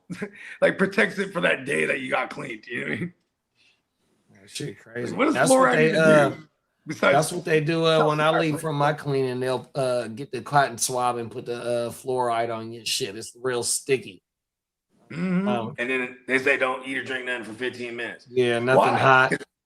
And then what happens after that? It just dissolves? No. I usually gargle right after every time. Because, like, here's the thing. They want to calcify your pineal gland, bro. Cold world. I actually scheduled something for the dentist, too. I was like, man, this motherfucker had me on hold for hella long. I'm like, for real? So I just hung up. I was like, man, I'll call try again later. Cold world. Yeah, because I want to go up in and get it clean. You know, every 6 months. I'm like, yo, I'm going to get this thing. I smoke too much weed to not get it every 6 months because my shit be staining up. Real talk, it's the woods. Because I'm with you. Yeah, I smoke hella woods. I know. I smoke hella woods and I smoke fucking hella joints. But like, yeah, every so now and then, boy, I'm rolling a spliff too. Fucking dumb shit. Like a fucking, who did I learn that from? Oh yeah, there's this Jamaican artist that we used to work with back in the day.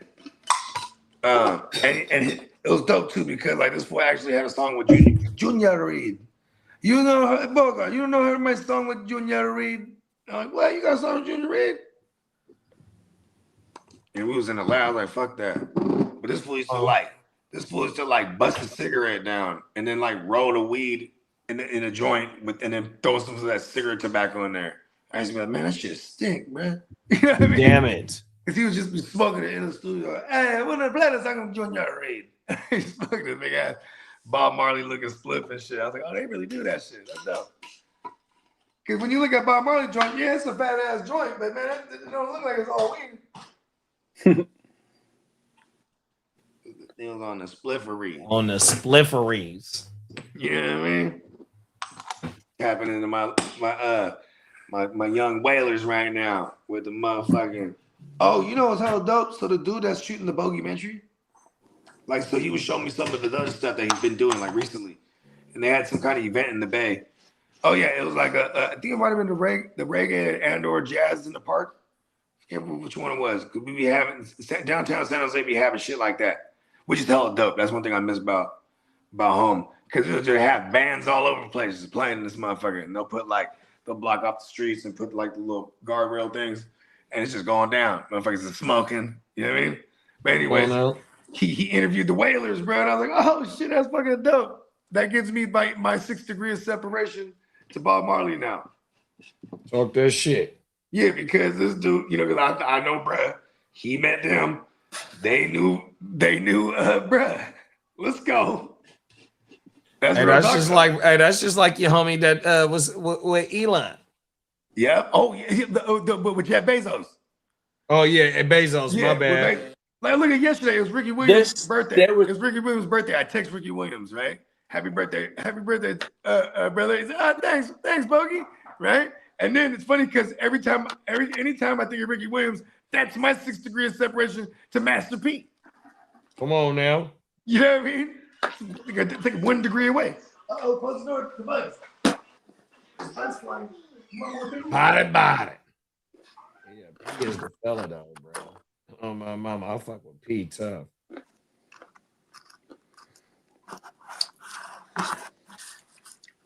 That's a big part of my childhood. Is massive. I saw that Jeff Bezos might get involved in the bidding for the Seahawks. Is that right? Yeah. Yeah, but he on Amazon Prime. And that's part of the reason why he might not be able, because something about them TV deals. All they got to do is put in his kid's name or someone else's name. That's what they said. Mm-hmm. Or like his sister's name or something like that, and then it'd be fine. He could do it. But I do think it'd be a conflict of interest, though. You're right, though. Because when it comes down to like bidding wars and stuff like that, come on now. It's almost like insider information. Yeah, especially if he owns a TV network that airs NFL games, and he owns it, and he's part owner of an NFL team. That's kind of crazy. Okay, I think that's true.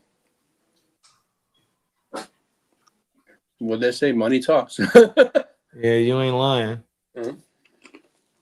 I don't think I'm signing over my Amazon anything just to own a team. That's true.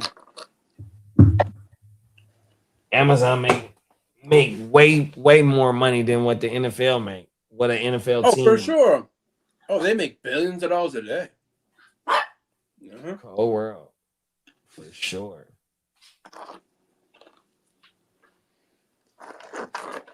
You ready for your show, man? I'm already ready.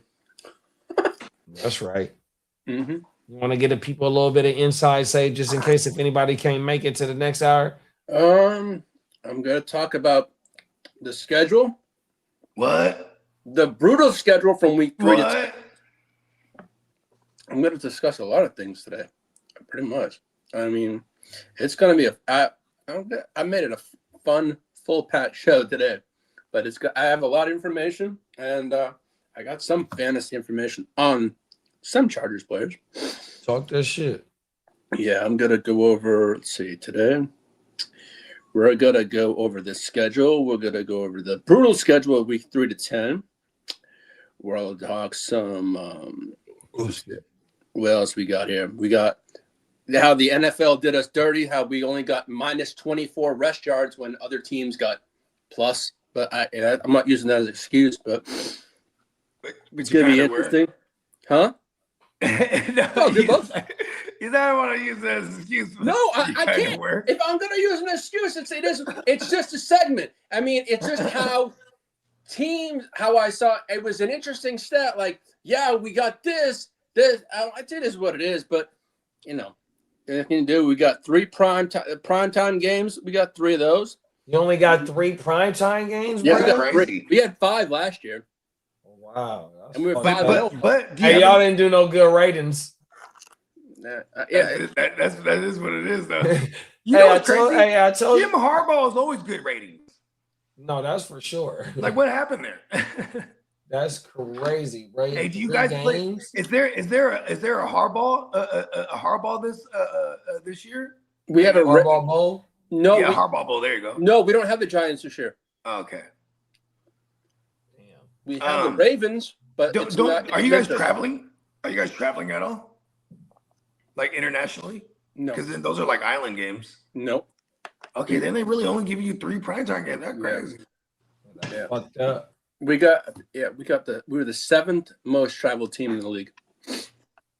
Also, y'all got some good East Coast trips. Yeah, we did get a schedule wise. We got we got to go to shut up, dog. We got the Cardinals at home, Raiders at home. Then we go to Buffalo, at Seattle. What is it, girl? Are the Chargers stuck in the well? Say hey, Bogey. Say hi, go baby. What's up, girl? Oh, she's after a pretzel nugget. That's what she want. That's what she want.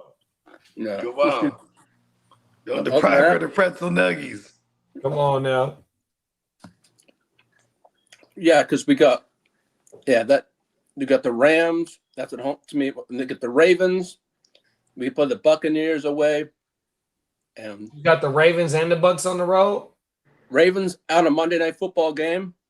And the Ravens week 10 and the Bucks week 13. And you got to go to Buffalo, you said? Yeah, that's week 3. And that's And then your we first then we practice. travel week 16 to Miami, and then we end the season in Denver. Y'all is on the road. Here's Y'all the- ain't on the road like us though. If No. y'all a hot team, at one point they'll start flexing some of y'all shit out. Yeah. I mean, we shall see what happens, but Bro, we gotta go to Mexico and Australia, dog. Yeah, come on, bro. We put stamps on passports because we're so international, bro. That shit International players, bro. Hey, look, there's a player rapping for. He's from the city. You know what I mean? Hey, we got players clubs all over the world now. Come on now. The gang. This shit is crazy. yep. Chase says Denver has a gauntlet the first 6 weeks. Chiefs, yeah. Yeah, I know, Chase. After week 3, ours is nasty. But you know what? We got Cardinals, Raiders. Then we go Bills, at Seahawks. Then we come home to You guys Denver. better not lose that game. Then we go to the Raiders. Chiefs. Then we go to the Chiefs, get a bye. Then we get the Rams, then Texans and Ravens. So, I mean, the bye came at a perfect spot, but it is what it is. Week 7 bye. What's your? I think we got a week 8 bye. Yeah, you got a week. Yeah, you do. That shit is bullshit. Yeah. So. Hey, you know what's crazy is like I love the week 8 because last year week 14 we were like so dead. It was like, yeah, we finally got a bye week. You know what I mean? Cold world, bro. Like we were holding on, bro. It was so tough. And look, we're taking it all over the world this time, bro.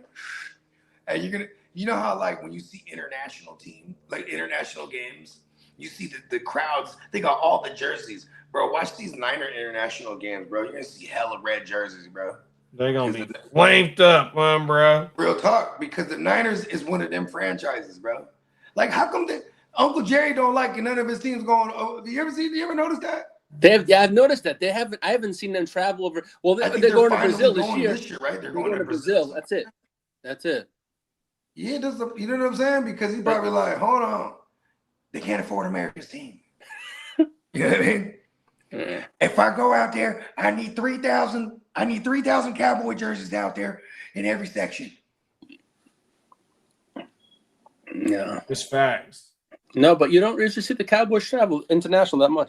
You're right on that.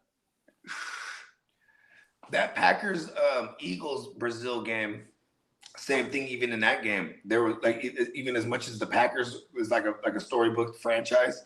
You know what I'm saying? Like they're the Lombardi, right? Yeah. But it was still a sea of all kind of jerseys. You know what I mean? Also, when you're in like south of the border, them motherfuckers got all the bootlegs, bro. They're gonna have every jersey, bro. You know what I mean? I'm trying to tell you. Cold world. Brennan just put EJ Speed tore his quad and had to go for surgery. Damn it.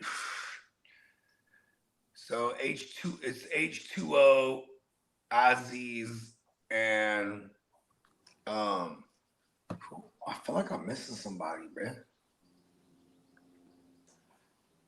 Oh, they got rid of Christian Harris. Ouch. He's over there at Atlanta. Christian Harris was a bad motherfucker, bro. I hope he actually was useful because I have a lot of Christian Harris just on my rosters here and there. You know what I mean? I'd love to be able to use him or package him up in a deal when he starts balling. Also, I'm greedy with the linebackers. I try to keep them off. Like, I've been off my game. I've been seeing JD. He be picking them off. I'm like, who's Jefferson from Cleveland? I'm like, who's that? I'm like, he be finding all the little gems right now. I'm like, oh shit, I'm off my shit right now. Getting back on my shit now though. We're about to turn this mother out. Brandon said Wood Oz and Aiden Fisher. Okay. Oh yeah, because they drafted somebody too. They picked up somebody that trying to remember who. Peacock was hella raving about this kid though too. I was like, oh shit. Or I might be confusing something. But yeah, we can get up out of here because I know y'all got another joint. Yeah. It was a fun one. Peacockmerch.com. To the 26th. Yep, to the 26th. Memorial Day sale, 40% off the entirety of the. Is it 35? I think it's not the entirety. $13.99 tees, 40% off. But it is $13 tees. Yeah, like. And it's a hell of I got a couple zip up hoodies in my I'm getting the ill zip up hoodie where it got the woo wop on the crest and a different woo wop on the back. You know what I mean? There's a hell of a lot of designs up there. Cool. Okay. Okay.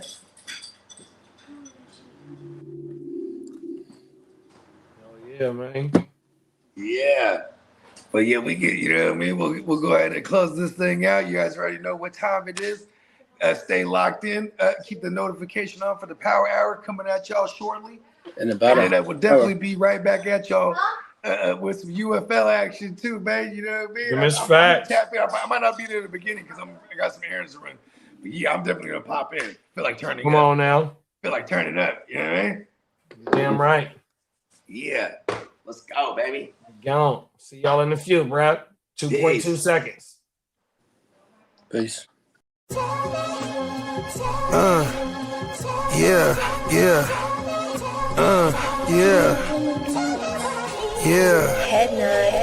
Sky. I run a tight ship. Loose lips sink ships. Run shit. Dripping like a runny faucet. Let that sink in. Table full of bosses at the meeting, double crosses, and we gon' have to toss you off the deep end, baller blockers. They tryna block my shine, solar eclipse. I'm a mobster and a doctor. I prescribe your daily fix. From the tech mecca, we lit, we see chips. Bench presser pumping this weight, the bees flip. Don't let the tech stretch you talking that shit, get green lit. Silly suckers tried to ride my wave, got seasick. How I'm living, counting this chicken, we out eating. AM to the PM every day, carpe diem. Yeah, I'll tell you about that money off top. Bogard, gotta feed somebody. Look, I don't know nothing except make more money. If you ain't got no money, then you ain't nobody. Money is a religion, righteous cause for sinning. Riding for the cause, we've been down from the beginning. 100 miles are running, all your mouths are running. If you ain't talking money, then you ain't saying nothing. Yeah, we finna ball like recess. Stash bands in the wall and the heat vents. Vacuum seal so the smell don't seep in. I represent the underworld, this ain't no secret. Stay 10 toes down, both feet pressed. Duck the alphabet, boys, cover up my feet prints. They know my name, I'm heavy in this game. Knee deep in this thing, I ain't just get my feet wet. We way fresher so they got vendetta. So we keep stick with us, leave you with a leaky defense. How I'm living, counting this chicken, we out eating. AM to the PM every day, carpe diem. Yeah, I'll tell you about that money off top. Bogard, gotta feed somebody. Look, I don't know nothing except make more money. If you ain't got no money, then you ain't nobody.